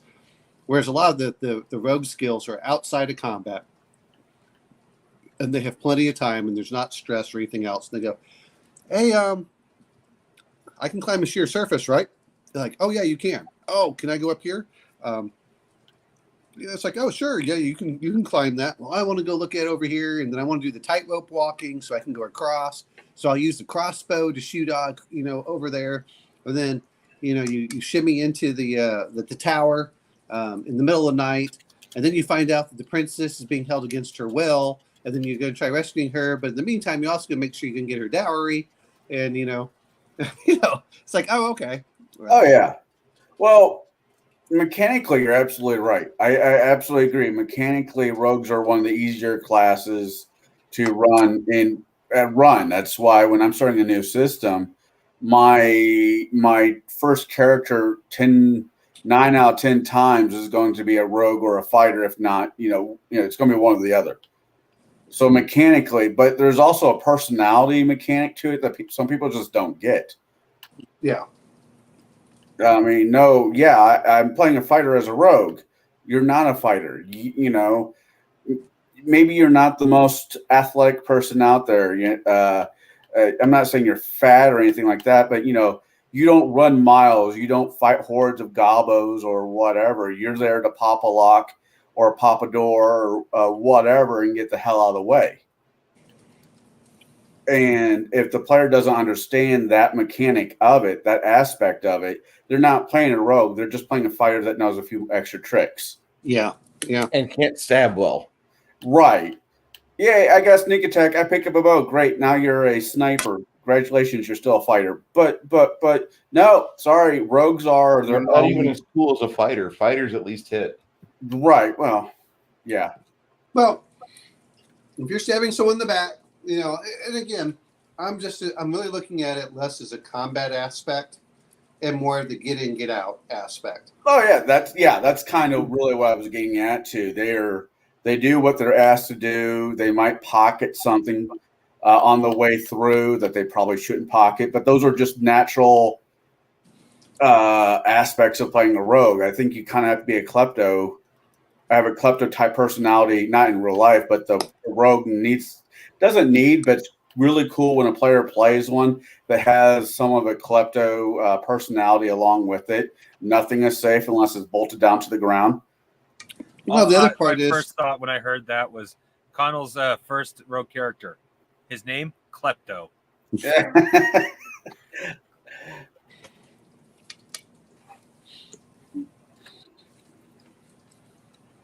I don't know. I mean, at the end of the day, what the hell do I know? A little more than some, given the fact you are getting paid. well, I would, when we were talking about this, and I understand why Commander said they die so easily. They do, but most players know what they want to do. They just don't understand a lot of the rules all the time. And the rogue allows them a lot more flexibility than the fighter. And I know people argue about this, but I'm saying just looking at the pure skills, what can you do? And that's why I wanted to add other skills in there. Forgery. Well, guess what? We're going to forge this document to look like this. And then what we're going to do is we're going to have the other rogue who spent all of his skills onto pickpocketing. He's going to swipe it out as you're moving it through. And he's going to take the key from this person. And the other one's going to do some nasty rumors. He's going to do the rumor mill spread around. So I was about ready to say, yeah, you need somebody that is the guy who basically lives off of old widows by sweet talking them. You're a con man. Yes. Well, yeah, you want that person. In the meantime, you want the other guy, just like we all pickpockets, they tend to work in pairs. Right. One's distracting while the other one's getting it in there. And you're just like, oh, okay, let me go through this. And if you're kind of more of the happy-go-lucky adventurer, go watch Robin Hood, the animated Disney movie. Now I get the song going through my head, damn you. Yeah. But I mean, where he's taking the rings off of the king, stuff like that. And when he's kissing, he's kissing the hand as he's kissing all the jewels off. Another good example, I think, for a playable rogue, if you're playing a modern game, is go watch White Collar. Or, I mean, there's a lot of examples out there, besides from the classics, that could be used for a personality building exercise to make a really good rogue. And I understand what Kai's saying is I don't want to invest it for 10 sessions. Well, you know what? It's really easy for me to invest in 10 sessions if I know it's going to be a 10-session game. What I don't want to do is hear it's going to be a long session game and then it kind of falls apart and go, oh, man.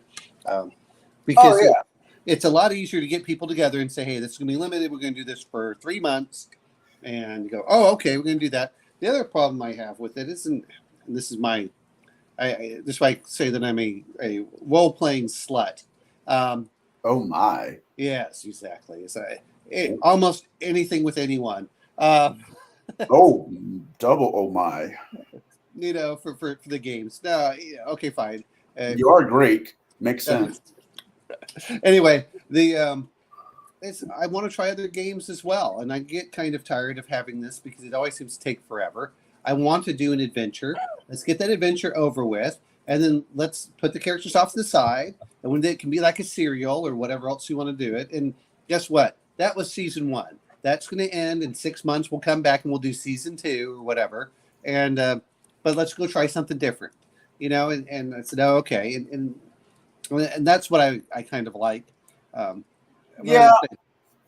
could run probably a thieves campaign with you guys doing heists. Each heist will take about, let's say, 3 months. Then tag now you're the DM for X amount of time until I can actually put together a decent concept.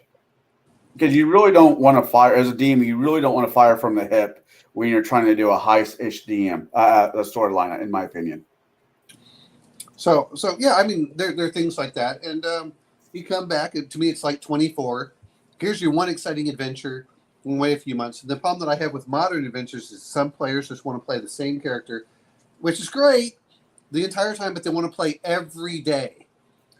I'm going, no, there should be. You finish the adventure, guess what? You're going to go off, and you're going to have downtime for not in the real world, but you know what I'm saying. In between, this session to the next session, there's going to be a 6-month pause. What are you going to do during the 6 months? And then when we meet next week, we'll start up again and go from there. So then you actually get a feeling of progression of age, and players don't feel like they're just jumping up levels in like 2 to 3 game years.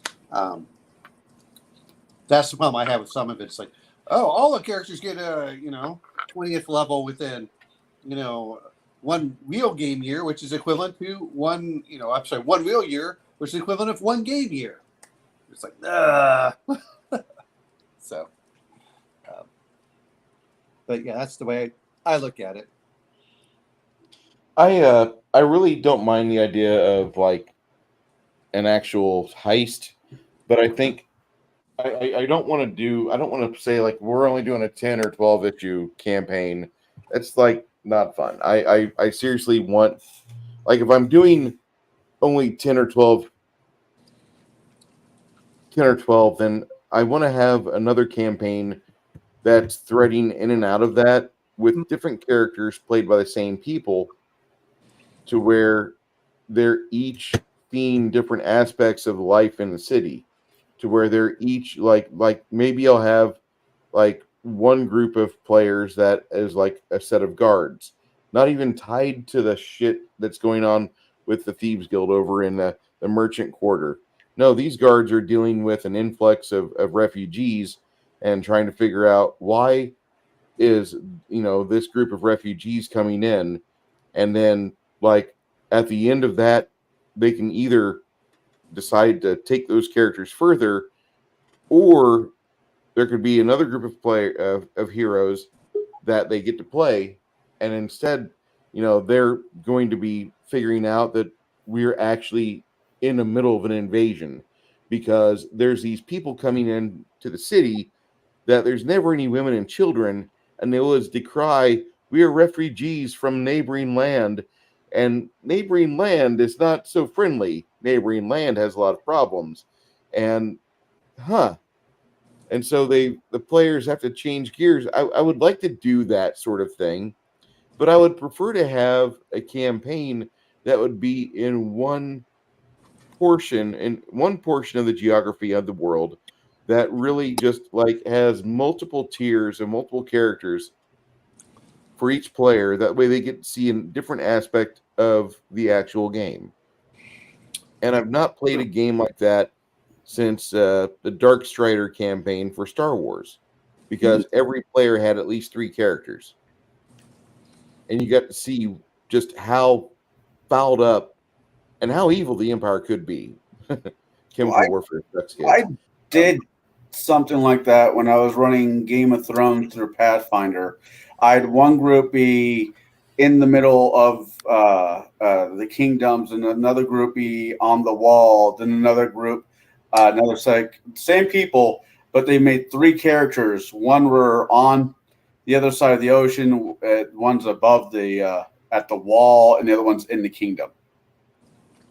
And I would break it. It's like, okay, everything got done. What this character needs to get done, we're going to go across the map, and you guys are going to deal with the Drakis or whatever else. And once that gets done, now you guys are going to go on to the top of the wall, just kind of feeding it all into each other,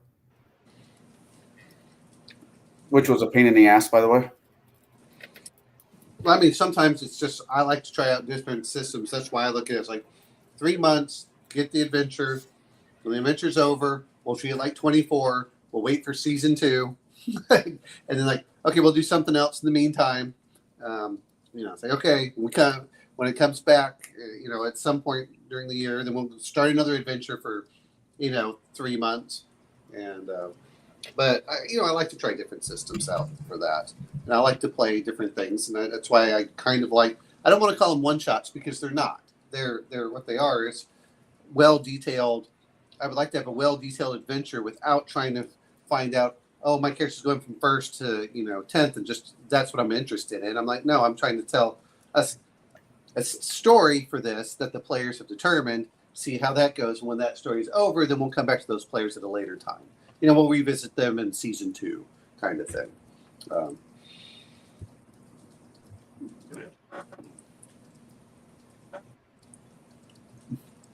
Actually develop a character. Well, Chimerian, again, I feel you have plenty of time to develop a character, but you get to flesh them out over time. And then, what is it? Some of these things that go for 5 seasons, if you look at it, you don't know the full character until like season 4, at which time you get kind of bored because now you know everything. So, I get where yeah. I get where he's coming from, and I empathize with him quite a bit. I want to run a game like what I've got going on my Saturdays now. I mean, I've been running it for the past 3 years. Connell's been part of that pretty much throughout the whole thing, and I want a game that seriously is going to challenge my players, and that one there really does. It challenges them on the tactical side of the game, which Pathfinder does really well. I'm not going to say it doesn't, but I think my next game, I don't want to have so many fucking die rolls, so many fucking near critical threat. Every combat. Every combat is important. You should win all your combats. If you don't win your combats, at least learn to run. But I don't want the game to hinge on your ability to roll D20 and click clap math rocks.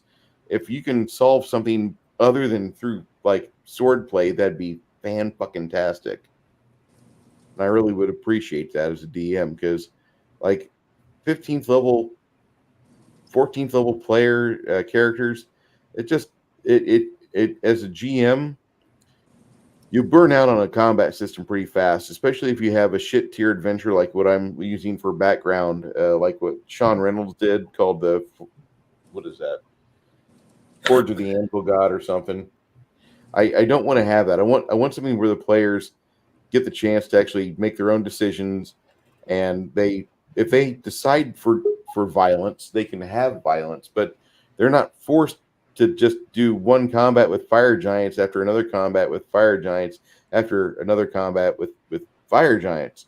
And I'm so thankful that like my players aren't all rogues in this campaign too.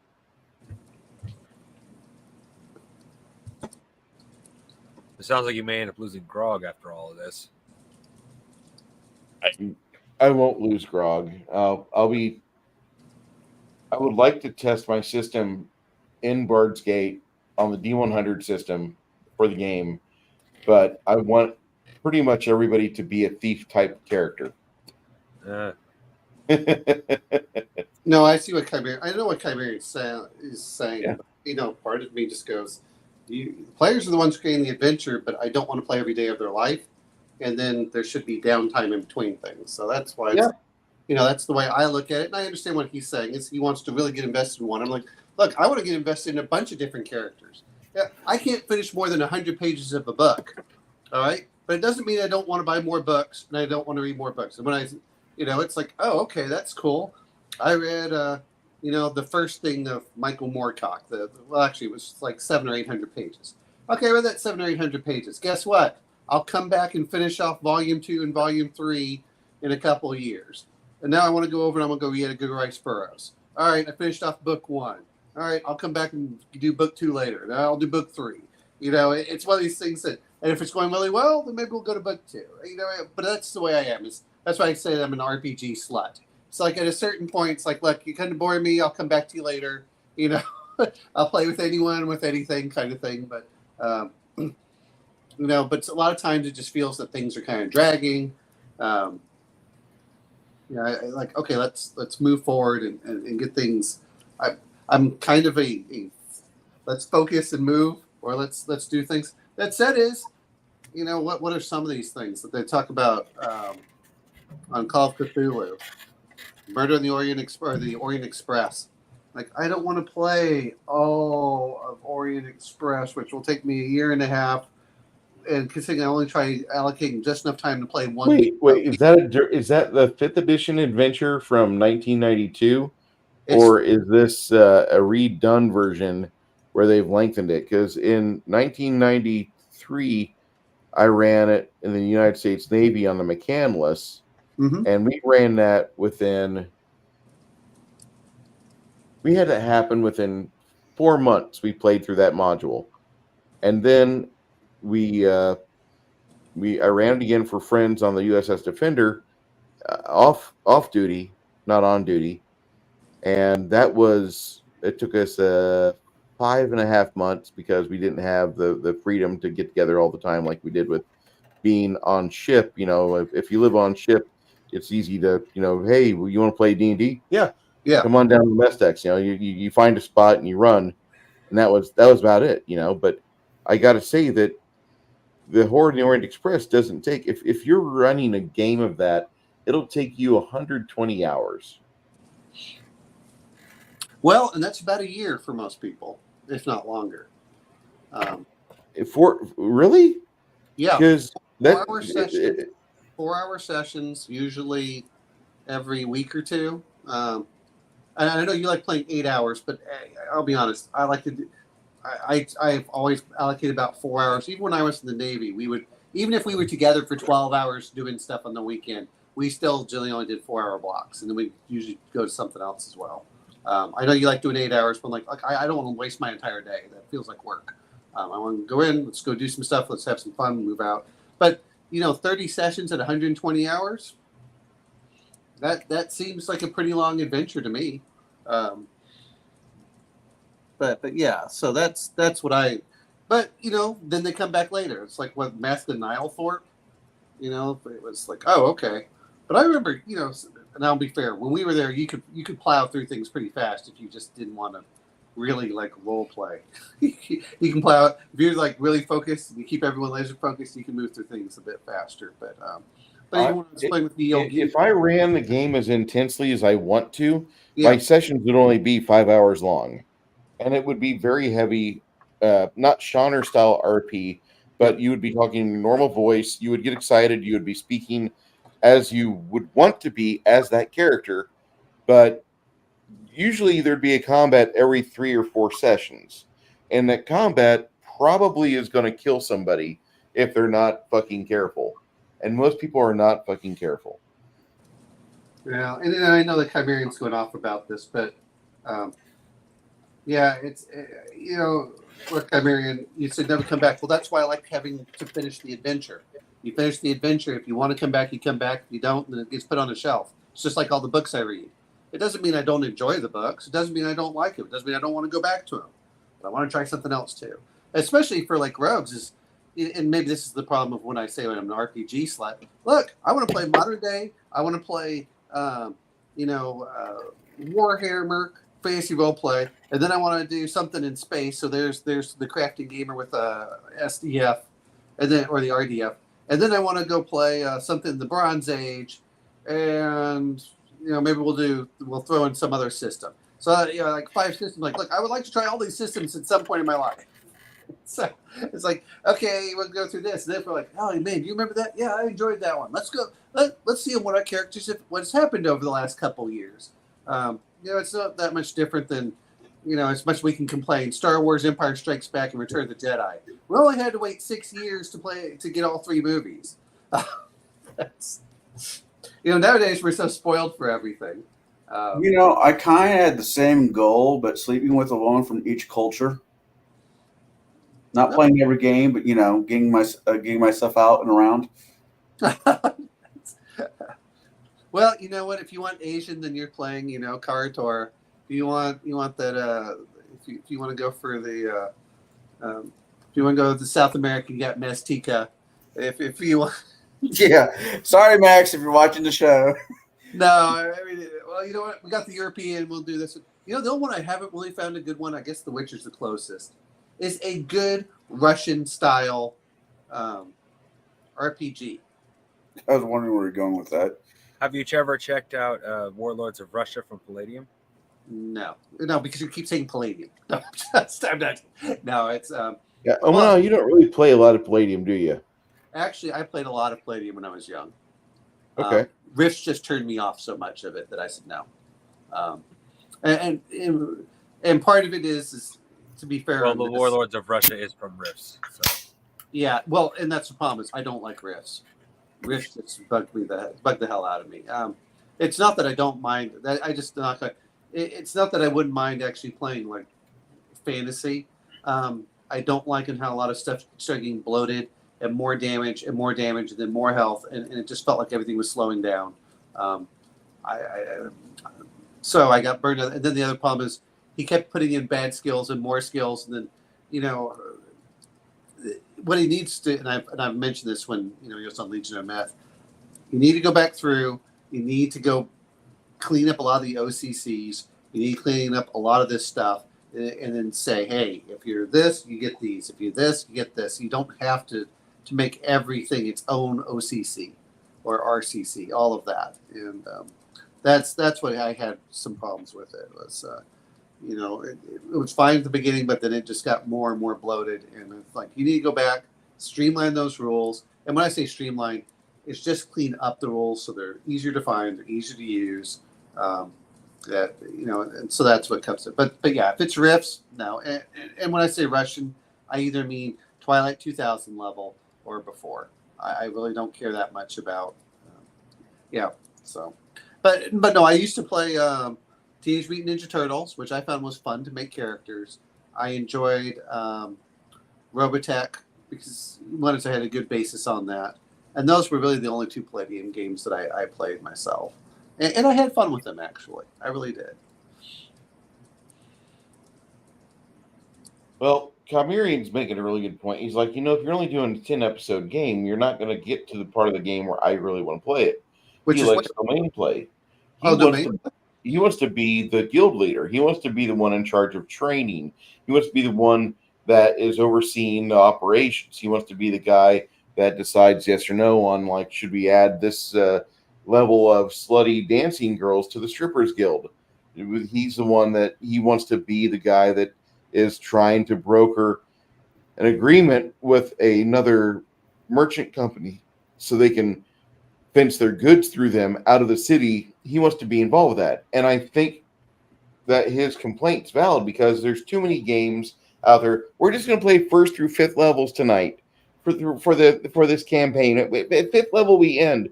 Motherfucker, Well, there used to be 36 levels in the game, levels. and you people have fucked us out of the fun because you said, well, no, we really only need about 20 levels in the game. And you never detailed that shit where the fucking second edition AD&D. I love second edition AD&D. I like basic and basic too. I love the rule encyclopedia because it gives us 36 levels. And I don't give a shit if it means that you've got more experience and hit points. You only get 3 hit points a level. It's not like you're gaining a whole lot. It really isn't. But in that level of play, you are a mover and shaker. And too many campaigns look at mover and shaker tiers of play and they get scared. I'm trying to shove people to that cliff and be like, listen, with this parachute on, with these books that you read, you'll learn how to run domain tier play, and you'll be able to have players that will discover a level of play that you've never seen before because all of you fuckers quit after fucking 6 episodes, after 6 issues, after 6 fucking campaign days. You're like, I just want to put this up and try something else. well, I get it. There is a joy of learning a good system, but if you have a fucking table that can handle good domain play, no matter what system it is, I don't give a shit if it's D&D or GURPS or fucking Hero. I don't give a shit you're playing Palladium, but there's too many people that they quit before it really gets to rocking. Well, Stop quitting. Well, part of it for me is stop starting all the characters at first level. If it's your first time, then that's fine. You need to learn those characters. If you've been playing the system over and over again, my God, just put me at 3rd to 5th level, okay? So I can actually do something. I mean, I'm not disagreeing with Kyrie. To me, this is the difference between doing a Dark Heresy game versus a Rogue Trader game. Your Dark Heresy game can't get up to the level of Rogue Trader. It just takes a couple of years. And I'm like, look, I'd rather play Rogue Trader when I want to play more of the domain level and go through with it. It's the same reason that I've been going through Darks and I've been really enjoying reading some of that stuff. But, the other thing you can do, which I know, if your players actually know what the hell they're doing, and again, you need experience for this, and this is why I don't mind doing it. There's nothing stopping you from jumping them up fairly fast through levels. And I understand what Chimerians do, but guess what? If I am only going to dedicate one play, 1 weekend or 2 weekends a month, usually, if I'm only going to dedicate 2 weekends a month or so, I want to try the other stuff out there. To me, it's as much as I eat the same food. Guess what? I would like to go try this food over at this restaurant and this food at this restaurant. I don't have to try the whole menu. It's in every restaurant, but it doesn't mean you can't come back. And I understand what he's saying is, well, we never come back to the game. If it's a good fun game, then guess what? That's a winning to me. But I agree with you. Is if you're going to do domain level, and I'll be honest, 5th edition sucks for domain level. It has nothing in there. It doesn't do the rules, and that's a whole different thing. And when it comes to domain, it's like trying to find time to play. What's that game called? Twilight Imperium or Axis and Allies. I can play Axis and Allies in one game, which I kind of enjoy, or I can play 3 or 4 games in that same 4 hours. You know what? It doesn't mean that Axis and Allies can't be fun sometimes, but guess what? I would rather spend that 4 hours trying out those other 4 games with people. And don't get me wrong, I've got games that play 8 hours. I do. Dead of Winter. I would rather play some more of that. Just like when I was playing BattleTech ones.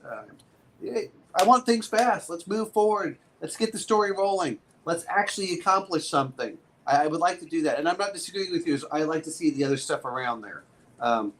But maybe it was different when I was a kid because I know how long it takes me to do stuff. Make some, just oh my God, just decide what you're going to do. Do not sit there forever. You know, if you've got other players that are making decisions, don't take 5 minutes because you weren't thinking when it wasn't your turn. It's like, while they're doing their thing, you should be doing your decision as well. But no, I don't know. I understand what he's saying, and I would love to do some of these things. And you know, while people have 25 years and stuff, I said, hell, I was lucky trying to get a 6-month session for things and getting people. Oh my God, it's online. How hard is it to do? We had a game on Sunday morning, and yet we couldn't get the people to show up on time all the time. It pisses me off. This is why I also believe that whenever you play a game, there should be a food. There should be food so it makes it a social activity. And it should be good food because guess what? The players don't want to miss out on that potluck because they aren't getting steak at home. They're eating meatloaf. Like, guys, guess what? I got fajitas. We got fresh bread, fresh tortillas, and cobbler. Come on over. You don't have to eat your Hot Pocket, okay? That does it. After the show, Al- I'm gonna go get some food. You fucker. I was. So that's, I mean. So Omanel, why don't you tell us how you really feel? Oh, well, that's what pisses me off on things. If you say you're going to be there, show up. I mean, I don't care about anything in life. If you can't show up, there better be a damn good reason. And if you can't make it, let people know in advance. Okay? It's not that hard, especially if you're online. Wake the hell up. You don't even have to get dressed. I don't. Exactly. Well, I'll put a shirt on. Yeah. Please do not do a fucking raggy stream, you bastard. I do not want to see you. I don't want to see you bare chested. How could you tell the difference? He's not gifted like me. You won't know if I'm bare chested because there's a sweater on. Yeah, no. He seems like the type to have that kind of thing, honestly. No, I'm not as furry as other people are. Yeah, but no, I agree with Chimerian. Is and I know that Max and all these other people want to start at first level. First level's fucking boring. It's been boring for decades. I've been playing. Okay, at first level, yeah, it's boring, it's limited, but the reason why I start my games at first level is because if you never fucking learn how to gel at first level with your mates, I sure as shit don't want you to be unoptimized as a party. And I'm not saying optimized as players where you're min-maxed out to hell, but I need you to be able to gel with each other. I need you all to be able to work with one another. And that usually happens best when people are depending on one another. Like, oh my God, this skeleton just clocked me for 8 hit points. Bruce, your game system's deadly as fuck. I start off with 21. I'm down to 3. Yeah, it's deadly as fuck. But remember, if your party's, working well together, you're not going to have this going on. You're going to have a lot easier time of survival. And that's why I start at first level. Now, I run a slow campaign. I run a slow game. I get it. But for people that stick it out, domain play is all yours. You can do it. You can have all this shit to fuck with. You can have the hexes. You can have the build points. You can have the ability to actually decide what town gets what. And that's the thing. That's what I want the players to work up to. I want the players to actually learn why they want to put a resource or a resource harvesting facility in an area where there is a ley line. Because I want that area to eventually develop into a college for wizardry and have the fucking cheat mode on, basically, to where the wizards that crawl out of there are really fucking good. They're either single specialized or dual specialized in schools, and they have the ability to ride the fucking ley lines. I mean, those are. It's not that I don't. To me, the part of it is if you're playing with people, and I'll be fair, is, when Connell, myself, Jack, and when we played Mark's game. Oh, that was fun. So yeah, it's like, look, it's not that hard as long as you know your role. You stick to your. We're talking D&D or BX or stuff like that. That's not too hard. What's harder is whenever you get skill-based games and players. To me, this is one of the things. Create your players as a party. That's one of the big aspects. I don't care if you start at a higher level if you know the system. If you don't know the system, absolutely start at the low level because you need to learn the basics on how everything works. and hopefully you don't end up just dead immediately. But okay, you learn that stuff. It's the same thing like with spells. Once you start getting through this, but I don't want to, and I agree with Chimerian on this. He wants to get domain level play. Well, guess what? The problem I have with most people that doing this kind of thing is they're rocketing up levels that don't match like reality. I would rather say, guess what? We'll play this on this date from this date. Okay, we're gonna, or whenever we finish up this adventure, we'll come back to it later. But guess what? Now we fast forwarded 3 or 5 years, and then I don't mind if the characters are advancing quickly, but it'll take you 20 years to get 20 levels or 30 levels. So now you're the gray grizzled veteran by the time that you're at the at the domain play. And you're like, oh, okay, I've got gray hair. My character's now 50. He's no longer the 20-year-old when I first started off. And it feels like you have some. And we played some other games along the way too. And I know that he says you never come back to it. Well, you know what? I have enough. God, I love his internet. I love your internet, man. I know. You know what's sad is it works just fine, but it doesn't work on whenever we're doing StreamYard. It works great if I'm streaming stuff. I'm sorry, if I'm watching stuff on TV with the buffer. But yeah, I don't know what the hell is going on otherwise. But yeah, but I agree with you. It's a good crew gels together, and they should, and everyone should be talking to each other.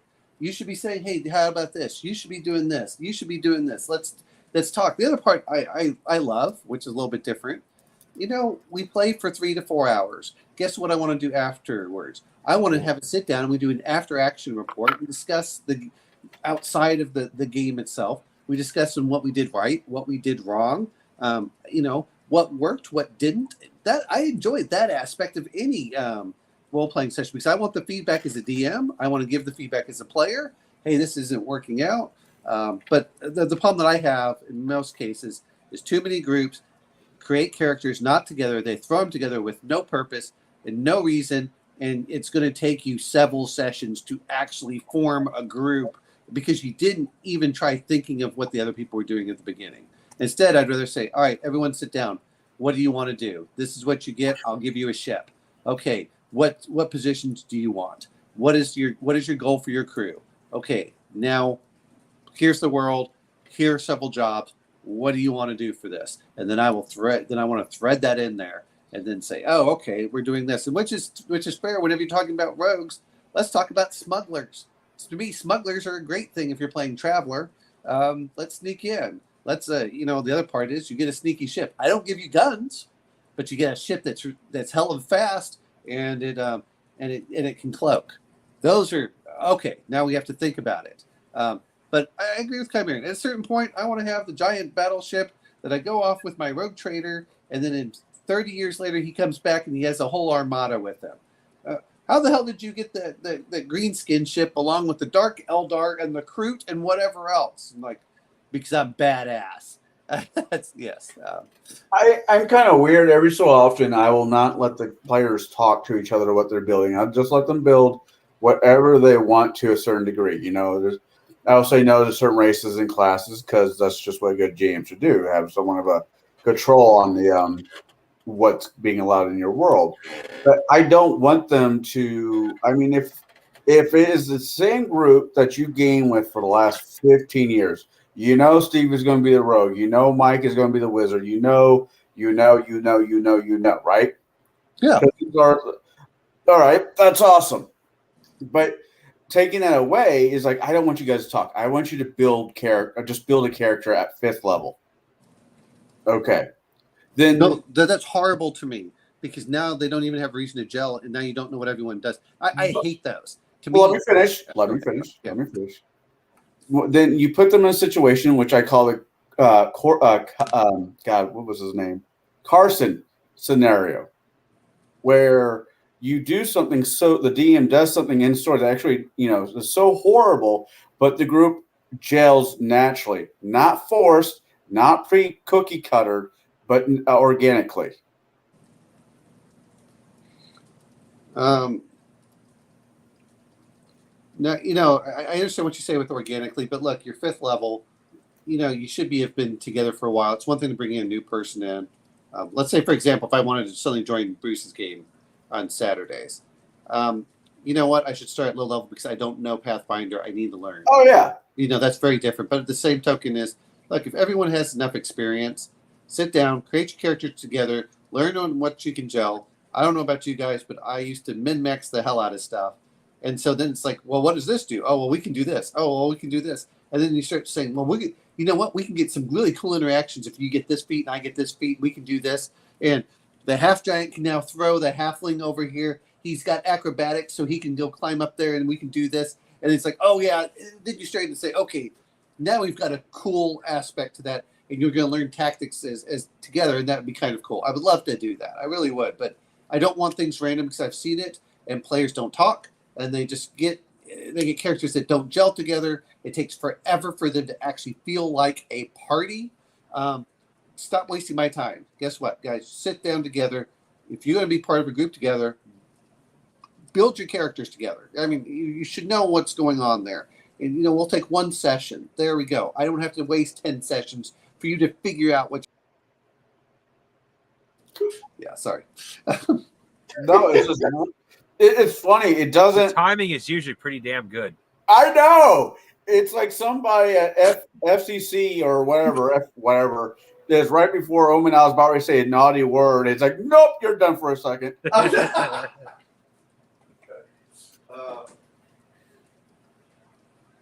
But yeah, no. Each way. I mean, every DM has or storyteller or master of the clickety clack dice has their own variation of the way that they want to run.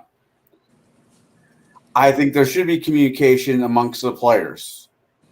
I think depending on the storyline that you're running, should be somewhat a gel that your players need to gel quick.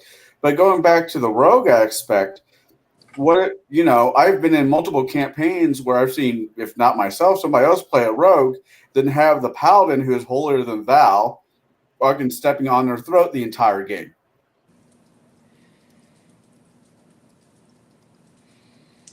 Yeah, that's the other part too. Is I know that the old D&D is like, well, this is a good character and these are evil. No. Look, guys, you need to have a common goal. I don't care what it is. Otherwise, why are you even adventuring as a party? If you don't have a common goal, why are you even together? It's just like real life. Other than work, if you, there's a big difference whenever you're like, okay, we're all going to go join Columbus and go find the New World. Okay, we have a mission we're going to go through there. Or if but guess what? Everyone has a position. There's a reason they're on the ship. And if you're useless, you're going to be tossed over. So that's the way I kind of feel about that. I get that. Hey, Bruce, I got a question for you. Yeah. So when you were in the Navy and you were sentenced to not sentenced, but you were commanded to a ship, ordered to a ship. What's the wordage there? They're called orders. Ordered to a ship. Did you know all X amount of other people that were going to be on a ship with you, or it was like first day at school? It's like first day at school. So why would a party be any different? But guess what? Everyone knows their goal, and they don't put you over there if you don't need you. Right. Yeah, I mean that's what part of it comes down to. Is all too often is I have seen players, and the players are the worst.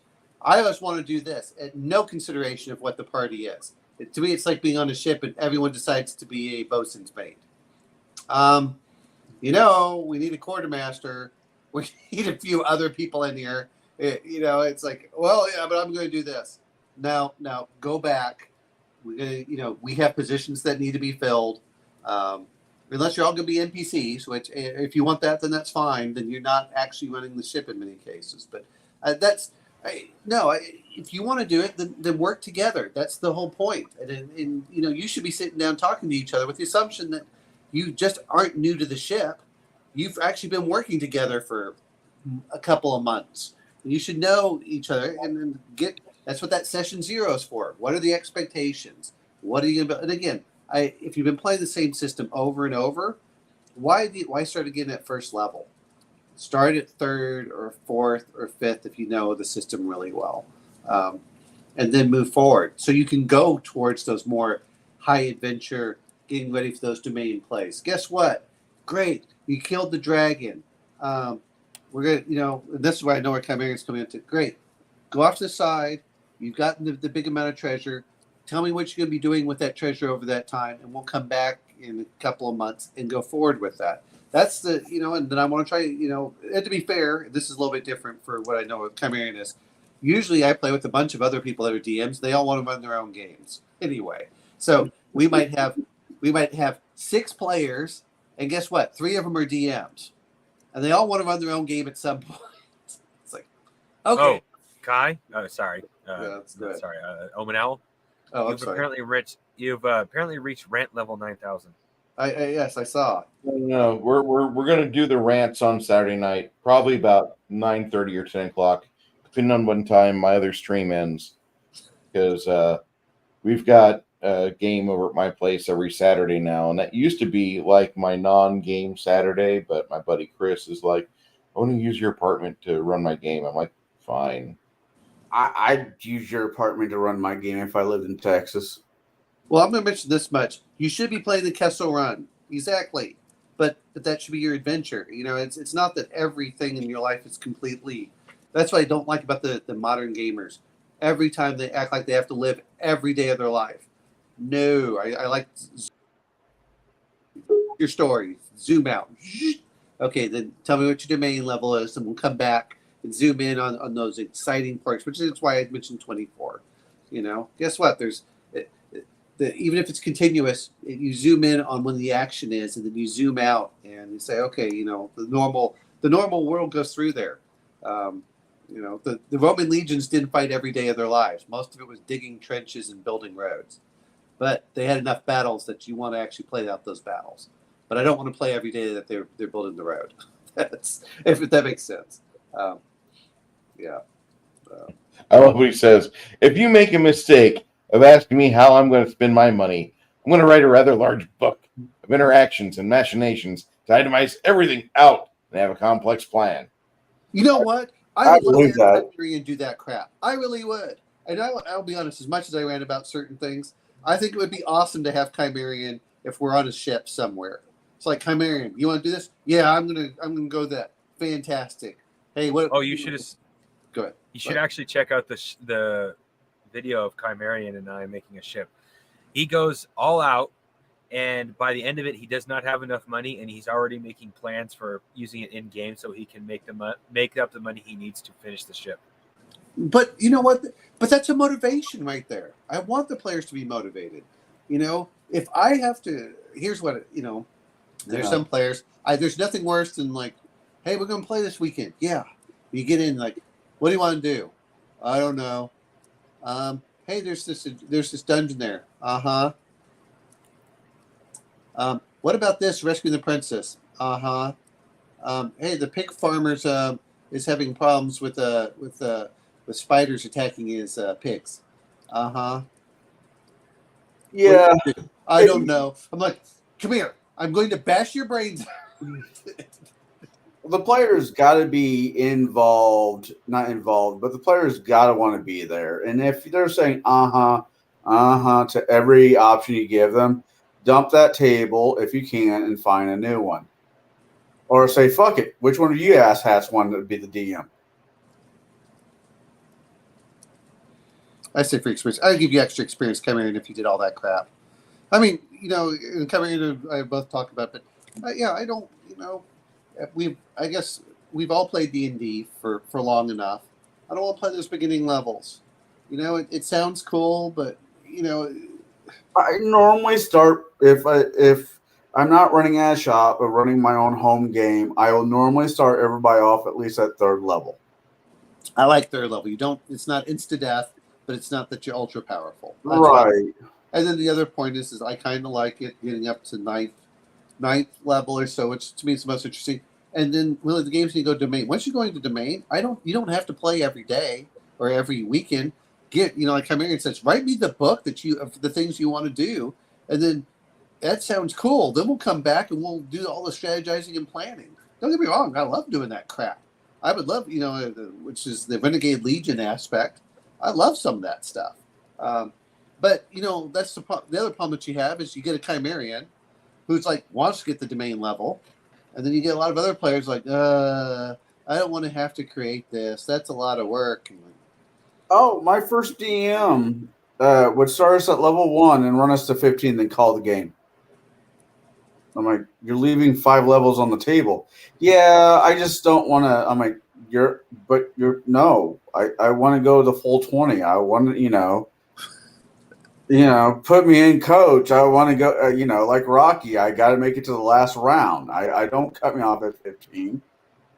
Well, I don't know, because I understand 50. See, you're used to the 20th level, and I've even talked to Shadow. He said a lot of his characters never got out past 15, and that was after years and years of real life play.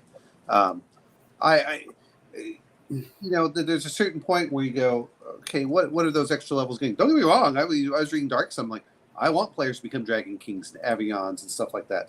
But if I really need to, if you know what you're doing, which hopefully you do, then it's like, all right.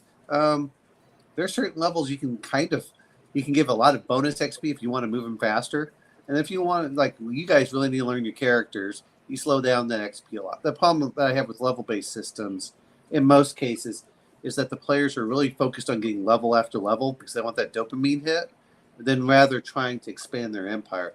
That's why I said Chimerian would be awesome for this, because he would rather expand the empire. You know what? Level 11 to 12 is not nearly as powerful as and getting that other group of guys. And I'm sorry, I guess we're taking over Chimerian's place tonight. And give me and give me the half ogres, the Thrive Queen. I want the humans, and then we're going to build the catapults, and we're going to siege the city, and we're going to do this. And by the way, when I am going to adventure, I'm going to adventure for that 20th level cleric that's turning into an elemental. And then we're going to find that druid over here, and we're going to do this, and we're going to turn Athos from a desert dry planet into a water world when we're done. And that's what I want. And as a DM, you get excited about this too, because the players are excited. But if they're just like, oh, okay, we're just going to go to another dungeon, there's a reason we stop. Just because your character gets an extra level doesn't mean it makes it more interesting for me as a DM. And that's the other part too, is you should be excited for the whole thing. What are the players going to do? What crazy, insane things? That's why I think Chimerian would be so much fun to play with, as if you're the DM. And you're like, you know what, Chimerian, I'm not trying to thwart you. In fact, I think that's a really cool idea. Let's sit off the side and we'll hammer stuff out. And if you don't like a ruling and it makes sense, then we'll call it your way. And if you understand where I'm coming from, then, this whole idea of the adversarial or my way or the highway aspect, I don't like. To me, it's always a collaborative thing, but players really do need to, everyone needs to be on board for that. And I think that's the hard part in some cases. That's why I want the players to have that session 0 where they gel together. Yeah, I'm flexible. Yes. The cargo cult turns phonetically loyal crew for your growing armada. Exactly. I want to, I think that's so cool. I would love to do those games. I just wish, maybe when I retire in 15 years and we're all in an old folks' home and we all have like 80 hours to kill in our life before we end up dead, a week. And the only reason you don't show up is because you fell over dead. Let's do it. Guess what? We got a game every night. What else are we going to do besides watch TV and play, shuffleboard? Let's go out and do something. Screw you. I'm going to be chasing the nurses. You can chase all. No, I want the nurses to come to me. We're just, hey, look. It looks like Connell's having a heart attack. Yeah. What I'm afraid of is all my nurses will look like Bo. That's what I'm afraid of. Why would you say such a thing? Because he's a nurse. Damn it. All right, we're going to probably have to wrap this because we're at 2 hours and 49 minutes. And usually they try to keep this at 2 hours. But I really wanted to get more, I know my reason why I want one long, big-ass campaign. Yeah. I know why I want that. I know why I want to fall in love with a game system that gives me flexibility and the ability to convey the world as I see it in my head to my players, to where they can enjoy it and submerge themselves into it and just be part of that fun shared experience. I don't want to talk about bullshit like player agency or stuff. If the narrative is king, the narrative is king. And your ideas for, like this 17-page backstory for your level 1 character, no, put that in the garbage, and we're going to play with a different idea. But I you know really what? want to go with, as far as being a rogue GM with rogue players, I wanted to kind of showcase as to why I wanted to have that. And Sorry. the rogues, I think, offer a lot more diverse style of play than typically magicians, clerics, or even fighters, or even a blend of the four. I think an all rogue party is very important for the game because you have a class that's very flawed. It's not super tough. It does have its strengths, but it has to really be manipulated with other skills so it can play to them exclusively. I don't think that rogues are just trap disablers and the Russian minesweeper. I think there's so much to rogues. That's the originally that was supposed to be the everyman class in the game. Everything else was handled by the clerics, the elves, the magic users, the fighters. We need somebody that can do other stuff. And that was the everyman, the thief. And I think the rogues in today's games are overshadowed so much by bullshit, poor GMing, and by just bad adventure design. I know how to make. Go ahead. No, I agree with you. Is the one thing we did not mention and talk about more about D&D. I would love to have the rogue magic user, the rogue illusionist, that allows them to do, even if it's not any more than like one level or so, where they can do the minor illusions and the sleight of hand, and they have that really cool aspect, so they can kind of do the street magician stuff. I don't want them to have the fireballs, but man, those cool little spells at first or second level, like oh look, I can move an item from here to there, or I can do a little levitate. Man, the heist would be so cool for all that stuff, and I agree with you on that. I really wish that they, when we talk about love, is I wish 5e had thrown a lot of the we're only going to focus on combat into the trash. I'll be honest, combat's great, but you're trying to make a miniature war game, which to be fair, the original D&D was that way, but it went so much further in different directions by 2e, and they seem to have lost a lot of that in 5e in certain cases. I want all that cool stuff. I want the little minor magics. I like the fact that in Dark Sun, if you get past 20th level, rogues automatically get spells. They start getting spells. They get new abilities. I mean, and they get psionics. So now you got all sorts of cool stuff for your rogues. But yeah, the rogues to me are highly underrated because I think the game focuses too much on combat. And rogues are one of those that really excel in the other aspects of the game. Sorry, that's my little rant there. Well, first off, I wouldn't be having the combat be the rogues' focus. I would make the rogues' focus, at least at the early levels. I want the heist. I want the Ocean's 11. But I think later on, I really want the rogue to actually gravitate towards more of either like politics or organized crime, and maybe that's one and the same. I think domain play.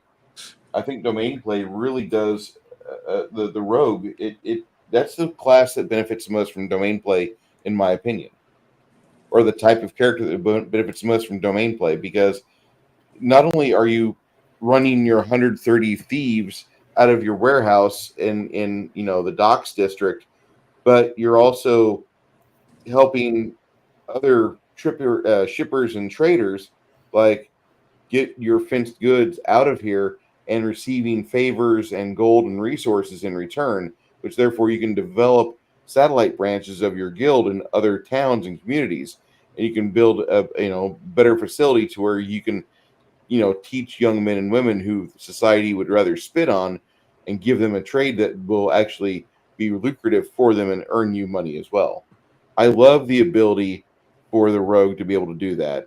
I think that's an amazing part of the game. And I think that when you get into the logistical side of the game where you're actually running various convoys of wagons and you're working with Mages Guild to teleport certain special things across vast distances or through planes, I think really that's where probably most people are shying away from because they just don't want to play with that level. That's a lot of work.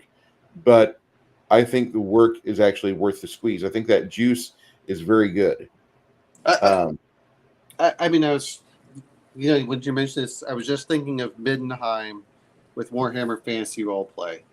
And if you actually read into the book, it talks about the, I forgot what they call it, the little kings or whatever they are, where they run these kinds of stuff. And they give you different personalities. And unfortunately, this is just the way I feel in the majority of it, is it's the focus is, and I'm talking about 5e in particular, they haven't focused on those domain level plays that like you're talking about, which I think makes the game so much more interesting. There's only so many times you want to go down in the dungeon. Yes, okay, you get power. That's great. Oh, look, I got another power. But what really separates you from one level to another is that domain level game means that you don't have to gain levels to gain power. And that's where you get the stuff that's interesting. And you can do those things. And maybe that's a slightly different game behind the scenes. But I really wish that they would give more mechanics on how to do stuff. And to be fair, some of the systems do. They are. But this is where I feel that WotC's really dropped the ball on that. Whether you like 5e or not, they have gone. All it is items and characters, subclasses, and spells. Instead of really saying, guess what? There's this whole other opening out in the world where, and I know that come here and I was sending some of the stuff out there, and I think that we would love, both of us would probably love to play Exalted and overthrow the Empress on that thing. But when you get to domain level play, you don't even have to play every weekend at that point. I just need all your notes. What are you going to do? I want you to do that whole planning aspect, and we'll kind of make it. And then when we get together, okay, let's go play that. How is this playing out? And it's almost like play by mail kind of thing. And like, okay, now what are you going to do? Oh, well, we've got to go steal the heart of the dragon. Well, how are we going to steal that heart of the dragon? All right, we're going to do this. But where is it? Well, I'll send out my spies, the little birds from Song of Fire and Ice. Or whatever it's called. But Game of Thrones. Yeah, but I want to send out those little birds, and I want them to come back and let me know what's going on out there. And I'm not sure if that's so much the role playing aspect, but I would love to see that stuff. I really wish that they would give that kind of metagaming aspect. And then when you're coming in, I'm the rogue. Okay, well, what are you going to do? Well, now I get to preside over my. I'll do the jury, and okay, we're going to do the investigation. The other thing we forgot is, did we ever mention investigative work to act as actual, detectives? Did we ever mention that? I'm sorry. I was just talking about government work. This might, if this turns out where Jay can't do another week, this might be turning into a two-parter because you just opened up another huge can of worms. But Bruce, you did say you want to call it, right? Yeah, I do. Yeah. We're almost exactly 3 hours. So I want to ask one question really quick, and this is two topic. Who in literature, movie, or otherwise, and I'll start with Bruce, was your favorite rogue type character? Vito Corleone. Okay. All right, that's respectable. Crafty gamer.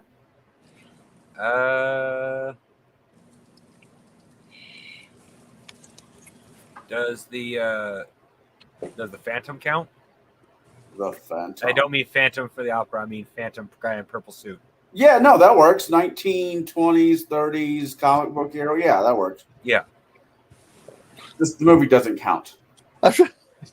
Which one?